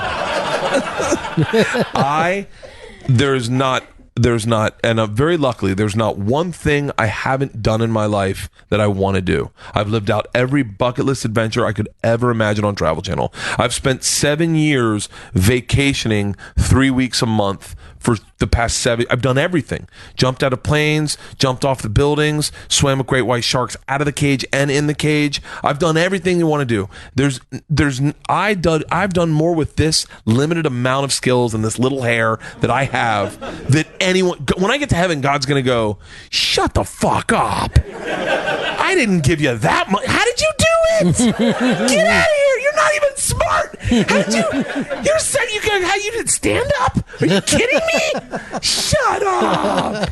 Yeah, it's going to be a fun funeral. I just want everyone to cry and be drunk. Well, we will, but at the end with your dad. No one's going to do anything. My dad will be dead first. I don't think so. Bert Kreischer, everybody, the machine. Friday, November 11th at 10 o'clock. Thank you so much. Ronnie, I love you, kid. Seriously. Thank you, man.